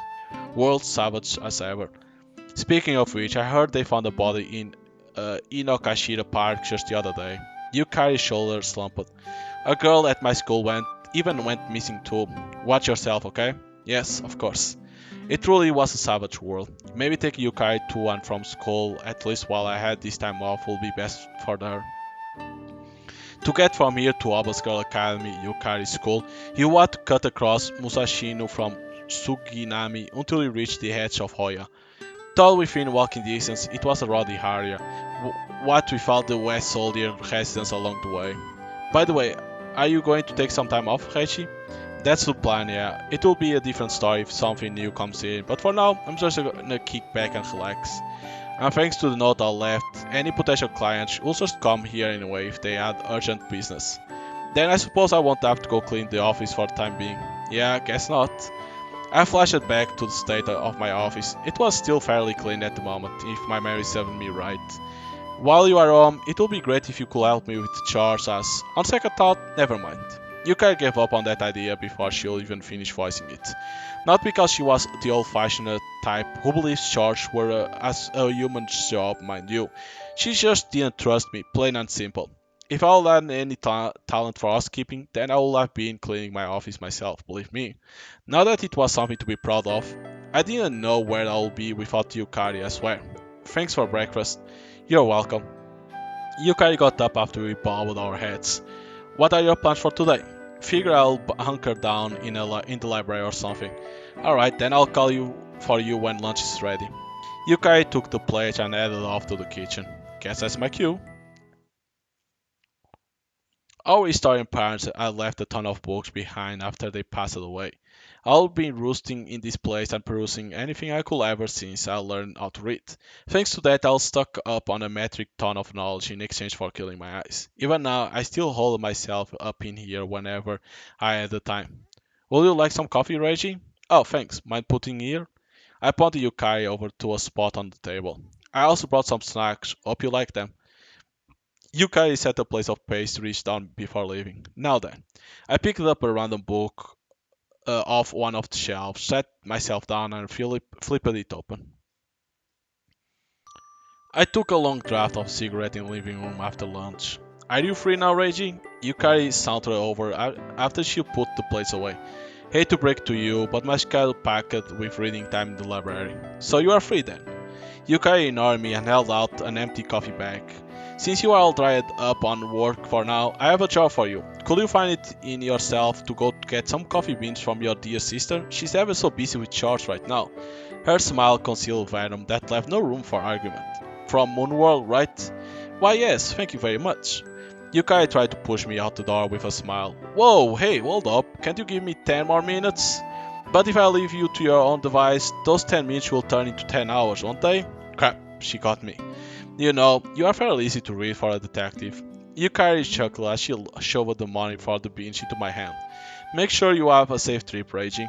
Oh, mother of. Yeah, just give me a sec. Poor Reggie. I donned my coat and left the house at Yukari's urging. Thought it wasn't cold enough to see my breath. It was still pretty chilly. I straightened out my collar and huddled up as I made my way over to Moonworld. It was only half an hour from home to Kichichoji station at a leisurely clip. However, I felt a strange press behind me for some time now. No, ever since I left the house. I was being tailored. It seemed my stalk was maintaining a set distance, making sure not to stay too far or too close. They hid behind the walls and sleeping between passerby, but they were definitely following me, I'd say. I hadn't turned around to check, so I had no idea who it was. Maybe it's time to give them to sleep. Moonwell wasn't too far from here, but it seemed dangerous to let my stalker know my destination. So I decided to pass through the station and head for Inokashira Park. I could probably shake them by taking a lap or two around there. I pushed my way through the crowd as I entered a narrow alley in the remains of the black market, thinking care not to tip off my pursuer. I finally reached Inokashira Park after traversing the local alley several times. The place was full of families and pairs who appeared to be couples. Made sense, what with it being Sunday and all. I no longer sensed any strange behind me. Surely I would shaken them by now. I took a look back just to be safe, but saw no one suspicious. Damn, now that was an adventure. Not that I even understood why anyone would tail me to begin with. Still I ended up wasting a lot of time and energy thanks to them, so I figured I should take a little breather first. I headed deeper into the park, the crowds growing sparser and quieter with distance. This was a spot I frequented whenever I wanted to kill some time. Hardly anyone ever visited the area, making it a great location to help gather my thoughts, plus the perfect place to take a nap. Not that I plan on getting any napping done in the crisp March air, of course. Oh, someone's already here? A girl was sitting on a bench that commanded a fabulous view of the pond, her long ebony hair quietly dancing in the breeze. She appeared to be wearing a school uniform, must have been a student then. The uniform was white, an oddity in this day and age. Thanks to that, I recognized it right away. That was Alba Girls Academy uniform, the same place Yukari went. It was hard to believe she would be in this place all by herself, considering the school's strict regulations, yet there she was regardless. Just then, she suddenly turned around. Isn't that Toko? It is Toko. Hey, her voice was light and clear as a bell. And you are? The girl stared straight into my eyes. It appears she hadn't called out to me by accent after all. You gave me quite the workout, you know that. Now my legs are killing me. Thank you very much. She showed off her long, slender legs. So you are the one who tailed me, huh? I'll figure that much from her choice of words, but why she followed me was still up in the air. So, how did it feel? How did what feel? Getting tailed must be a first for a detective like yourself, right? She said that ever so casually. What makes you think I'm a detective? It kinda gave me the chills to hear that from a total stranger, not gonna lie. Not to mention the fact that keeping your profession secret was Detective 101. A blow cover only made it that much harder to do your job. Because I've been following you since you left home, Tokisaka. Ah, creepy. Well, I get how you know my name if you were by my house. What exactly did she want? I couldn't even hazard a guess. So, how do I do? Good enough to make me want to puke. And here I thought I would give her a sleep. Hehe. The girl giggled and rose from the bench. A moment later she faced me with a chair so that bullied her weight. Toko Kuchiki. Huh? That's my name. The girl Toko turned her back to me with a swift speed. Toko Kuchiki. A winter that decays trees. What a ephemeral and transient name. Funny thing was, even though we just met, I felt like the name was a good fit for the delicate girl. Let me guess, think about how it's the kind of name that makes it sound like I'll up and vanish any second? No. I instinctively shook my head after she hit the bullseye. No need to pretend, they say names mirror a person's body, in which case it's perfect for me. And I like it that way. Toko's voice rang like a chime again. Though her choice of words was wanton, her voice was uncasual a girl's. Anyway, what you want with me? I'll hold up us back on topic. It felt like I'll fall into some sort of rabbit hole if I kept humoring her, and I couldn't be having that. What does anyone ever want with a detective? To hire them for a job, of course. Toko mischievously seized me up. Yeah, that was it. Now I knew what she reminded me of. A cat. You listening? Yeah, sure thing. It was probably something silly, girls her age, but killing some time wouldn't hurt. I want you to find something. And that will be? Me. My true self. Huh? Hey, what the? Toko turned her back to me once again before I could even process those words. Till we met again. And with that, she was gone like the wind. What the hell was that about? Who's just up and leave someone with an order to find them? Wait, could it be? Yeah, right, I'm sick. Of course not. It seemed I had a lot to learn about girls these days. She's weird.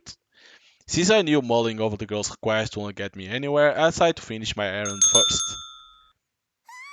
Eek! I was suddenly greeted by a cute yelp. Huh? The voice came from my feet. Oh my god. Ow! A girl was sprawled on the floor. Who are you? I've never seen her before. Welcome. The girl bowed her head backside, still seated firmly in place. It seemed she'll fall and judging from the tray and drinking glass nearby. You okay? Yes, I'm so sorry about that. I helped her to her feet. The girl started gathering up the tray and drinking glass. Is there something I can do for you? You must be the new hire, huh? Kyoko didn't mention she was enlisted some help, come to think of it. Oh yes, my name is Atsun Amemiya. It's a pleasure to make your acquaintance. Oh, yeah, likewise. She was bowing so low that I couldn't help to do the same. Please have a seat right there, sir. Thanks. I took a seat at the counter at Atsun's behest and seat. It felt like I would wander into a moon world from a parallel dimension. You know, I never gotten that sort of reception from you. You are an exception. I give all my other customers the hospitality they deserve. Kyoko flashed at me a little scowl from behind the counter. Yeah, sure. I'll believe it when I actually see another customers. I craned my neck and took stock of my surroundings. Atsune was around cleaning, but otherwise the cafe was deserted as the Mary Celeste. You just happened to drop by during slow hour, that's all. Yeah, I know. If the place were always this dead, then she could never afford to hire new help, favor for a friend or not. One cup of coffee, I take it? Yeah, and some beans, please. Oh my, did you guys send you out on an errand? Kyoko giggled as she brought out a jar full of coffee beans. You are in luck, we just got some great Brazil bourbon in today. Isn't that stuff really expensive? Or so I'll heard anyway. But it's delicious, right? Kyoko paid me no heed and started waiting the black beans. At least give me a discount. Kyoko put her task on hold and contemplated my request for a second. How about this? Why don't I give you less so you can pay less? That would be great. Better than settling for cheap and crappy beans at least. So detectives get stingy when they are on vacation, eh? Nah, that's not what. You are a detective? Hatsun's hysteric shot made me wince on instinct. Hatsune, you are being rude to the customer, you know that. Then again, this Tokisaka we are talking about, so it's fine. Kyoko cheated Hatsune, at least, I think she did. I'm so sorry. Never seen a detective before? I took pity and threw Hatsune a bone. Oh no, quite the opposite actually. There's this man that looked out for me who's working as a detective when? Oh, that guy, huh? There was only one detective in when who came to mind. Damn, talk about a small world. He told me all sorts of things. Huh, I wonder if she knew that statement could be grossly misinterpreted. Nah, on second thought, I wouldn't put it past that guy.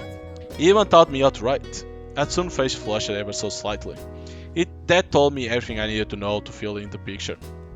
So you know, I doubt this is the sort of guy who will do something like that without expecting some hanky-panky in the end. That's not true, not at all. He was so kind and sweet about it. Atsun was getting all worked up. And that side of him that had you head over heels, huh? Head over heels? Let's not. Don't be a bully, Tokisaka. Kyoko jumped to the rescue after Atsun's face practically began melting. Thought I'll be planning on letting it go anyway, so I was grateful for the convenient Siggy. Her heart's too pure to take it. Not you too, Miss Sasuke. Atsune inflated her cheeks and started sulking. But man, she knew that guy, huh? So, how do you get to know him anyway? Oh, he lodged at the establishment where I used to live. Establishment? Only one place that fit the bill came to mind. If I remember right, that would be Yukishiru, the brothel. Tokisaka. Kyoko painfully squeezed my arm. Only then did I realize that I would say too much. Atsune hung her head. I see, so I was a prostitute. She shamefacedly looked up and stared at me in dead eyes. But you know, Tokisaka, all she did was help around the place. She never actually entertained anyone. Kyoko put a hand on Atsune's shoulder and came to her rescue again. Atsune looked at me as her face quivered, eyes glistening on the verge of tears. And so I gently placed my hand on her head. You were raised by some fine people, weren't you? Huh? You took pride in your job despite the kind of work it was, right? I can tell from the look in your eyes. That's the sort of thing you'll learn from the people who watch your back. Working the brothel was tough, even if you didn't actually get any customers. Yet, I could tell she lived with her head held high, even in an environment like that, which was all the more impressive when considering the gruesome incident that will happen there. Take, for example, the proprietress there. What was her name again? Madame Uchaku. I barely caught the name that escaped her lips. Right, that's the one. She helped me out a lot back in the day. That said, our dealings had been strictly limited to the capacity of her other job, an informant broker with ties to the criminal underworld. I must admit though, I haven't heard anything about her since the incident 5 years ago. After Yukishiro closed down, Madame Uchaku adopted me. Oh, and it's your last name, huh? Interesting, I never imagined I'll find out an old source's real name in such an odd manner. Yes, so now, she's my mother. Fate sure was kind of to bring you to her, huh? I rustled her hair one more time, only to reach for my coffee to hide the embarrassment swiftly rising to my cheeks. It will gone cold, sadly. Thank you, Tokisaka. Kyoko whispered gratefully into my ear. For what? If anything, I'm the one who caused this mess, all because I just had to be a nosy detective. Hell, I should probably be apologizing to her. I turned to Hatsune with that thought in mind. Our eyes met. Oh. I'll get back to clinic. Hatsune abruptly turned away, her shoulder-length hair bobbing as she did. Oh dear, looks like someone's embarrassed. Kyoko smiled knowingly as she topped off my cup with hot coffee. The sun was setting in the western skies by the time I returned from Moon World. Brr, man, at this rate I'm gonna freeze my nuts off. Thought that was only natural. It frequently got colder than the souls of men around sunset in March. I held it up as I hastily retreated indoors.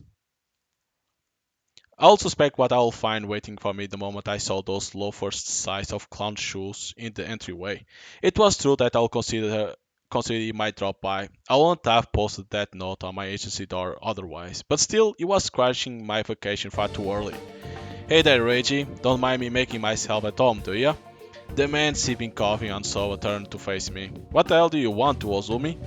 Kyozo Ozumi and I were old friends who once worked at the same place. Until I quit, he was still there. In other words, he was an active police officer. There's that infamous Heichi hospitality I know and love, you know. It's you and that dumbass note of yours fault that I had to drag my ass all the way out to Nishi-Ogikubo. Oh please, you're not that far from Shinjuku. Besides, you hang out in Kichishouji around the clock already, don't you? We exchanged bars as I sat on the sofa. Welcome, Heichi. Yukari popped out of the kitchen just then, so I took the opportunity to hand over the coffee beans. Why do you have to let this guy in? I couldn't very well have left him out in the cold now, could I? She placed a steaming cup of coffee in front of me. And besides, Shuosomi is here on business, so you need to hear him out. See, why can't you take a page out of your sister's book for a change? Shut up. Well, go on, fill me in, what's up? I took a sip of coffee and faced Uozomi once more. He wasn't the kind of guy who will ever come just shut. Whatever it is, it's gonna be another pain in the ass, right? I'm not gonna promise to do any more than hear you out, so get to it. It's your kind of case, really now. I'll leave you to it then. Sensing our conversation was going to be far from pleasant, Yukari bowed to Ozumi and left the room. We found the dismembered body of a girl in Inokashiri Park the other day. Oh? My kind of case, huh? I chomped on a cigarette and lit it. Ozumi followed suit, taking out his own smokes. But that ain't all. My hand froze as I was about to land him a match. We found another one at Tama Cemetery in Fuchu just 2 days ago. Any relation? I wasted no time getting down to business. Nope, the MO didn't match. Ozumi finally lit his cigarette. The body in Inokashira Park had been decapitated and butchered limb from limb. We never even found the torso.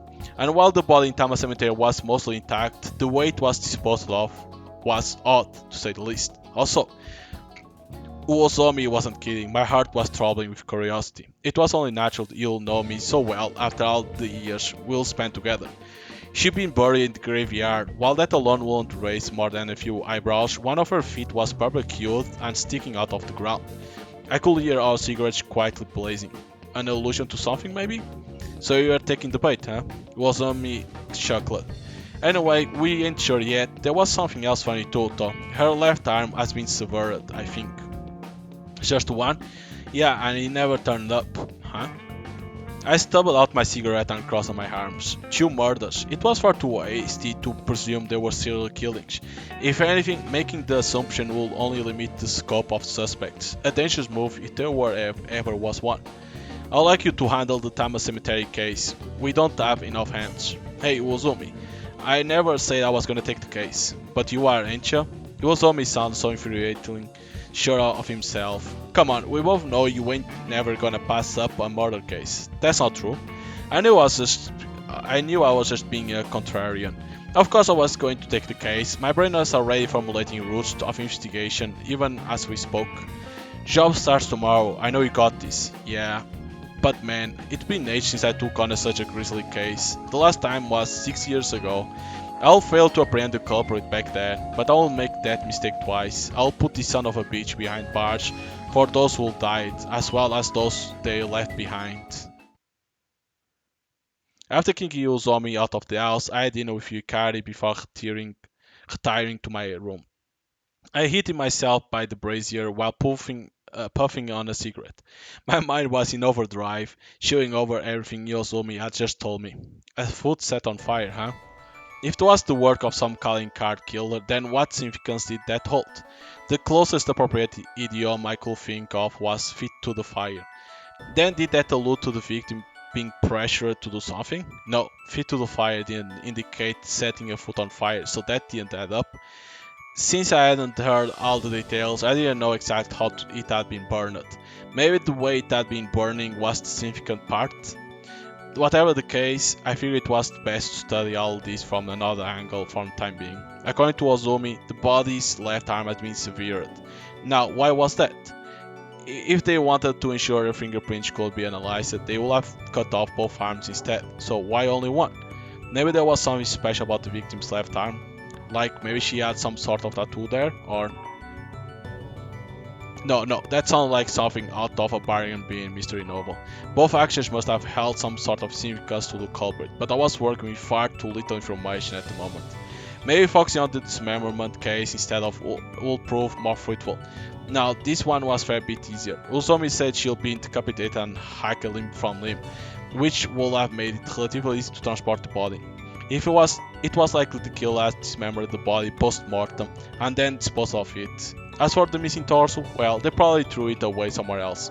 This culprit was extremely calm and smart despite the grotesque crime they would commit. However, though I will surmise that much, I knew any further speculation would be pointless at present. I could have started poking to the victim's acquaintance if only I knew their identity, but for now, I had no leads on the suspect. Guess it'll all start tomorrow, huh? I'll probably have to go back to slumming in my office again, I'll see it too. Thus, I wanted to get a bath in before that happened. My agency didn't have one, so home was the only place I could take a nice hot soak. Then again, there were several soap lamps near the office, but, well, I threw a towel over my shoulder and rose to my feet. But man, it was alarming to hear two incidents like this had happened in such quick succession so close to home. Was it the work of the same killer or merely a coincidence? Only 5 kilometers separate the crime scenes as the crow flew. They were close enough for a single culprit to be responsible for both, but they couldn't have carried the corpse. Did that mean the criminal had a car? Not like that helped narrow down the list of suspects. Tons of people had cars these days. Ah, screw it. Bath first, thinking later. After getting out of the bath, I returned to my room and warmed myself up by the brazier. Man, I was beat. I took a cigarette carton off my desk and grabbed a smoke. Upon lighting it, I tossed the match into the brazier. Phew! I breathed a heavy sigh and puffed out a cloud of smoke. It wasn't Ozomi's job that was on my mind at the moment. No, it was that strange girl I met in the park. She also hired me for a job of sorts. Find me, huh? Discover her true self. Could she have meant that psychologically? If so, that was way past my pay grade. She'll better off asking a philosopher or a doctor. Then again, maybe that was a perfectly natural question to have at that age. Heichi, I'm going to bed. Yukai opened the door and poked her head in. Huh? Oh, okay, night. I turned to her. Momentarily I considered asking her about the girl I bumped into this morning, but I thought better of it. Yukai might have known her, since they supposedly went to the same school, but this didn't feel like the right time to ask, and so I tried tackling it from a different angle. Hey Yukari, what will you think if someone asks you to find their true self? Is this some sort of riddle? Give me a minute. My sister's features softened. It sounds as if you don't feel like you know it's the real you. As in, you are not happy with your current self and think the real you is out there happy somewhere. You can answer as she glanced at the ceiling from time to time. Thought this is a riddle, so maybe the answer is far simpler than that? No, that was very helpful. Thanks. Night. I'm glad I could be of assistance. Good night, Reggie. Yukari smiled as she left the room. Not happy with yourself, huh? This Toko Kuchiki didn't seem down in the dumps from what I saw of her, which was admittedly very little. Our conversation didn't exactly get very deep, so I couldn't tell if Yukari analysis was hot or cold. So, just what in the world was going on in that cat-like girl's heart? It tantalized me to no end.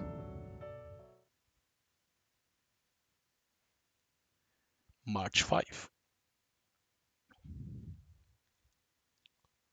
Alright, so hope you can enjoy some gameplay of uh, the Shell Part 1 Inferno. If you like visual novels, this is a good one. Like it has that mystery behind, and then of course there is that someone killing girls and then putting eggs.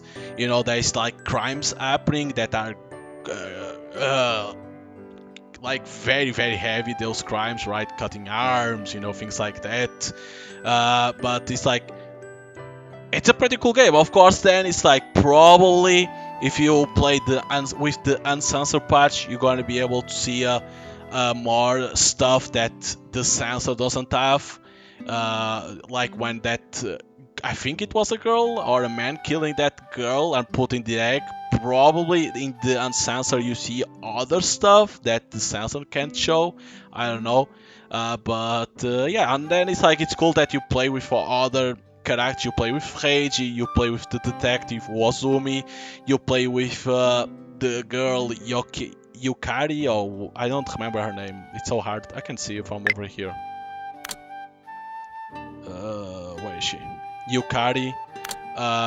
It's been a while that you play with her, so but it's a cool game. It's a cool game. If you know about this game from a long time ago, probably gonna enjoy it too.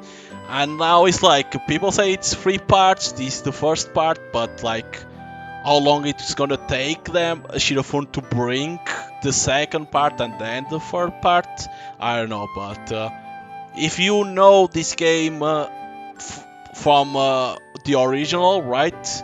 Then you can buy the game, this one now that is a remastered version of it on Steam. Of course, it's censored, and if you want to get the uncensored patch, again, you go to the Shirofun website, click on the game, try to find the game in there, and then there's a thing called Shoren. In there, you click into there, and you search for the game in there that has a patch that's free, that you download it, and you put those files into the game that you have on Steam to play the uncensored version. I know it's a little bit more complicated than the Kagura's games, but it has to be like that since Steam doesn't let the uncensored version of these games in there. So they have always to put a patch, and sometimes, like in this case, it needs to be on the Joran website that you need to go for it. So yeah, hope you guys enjoyed the gameplay, and see you guys next time.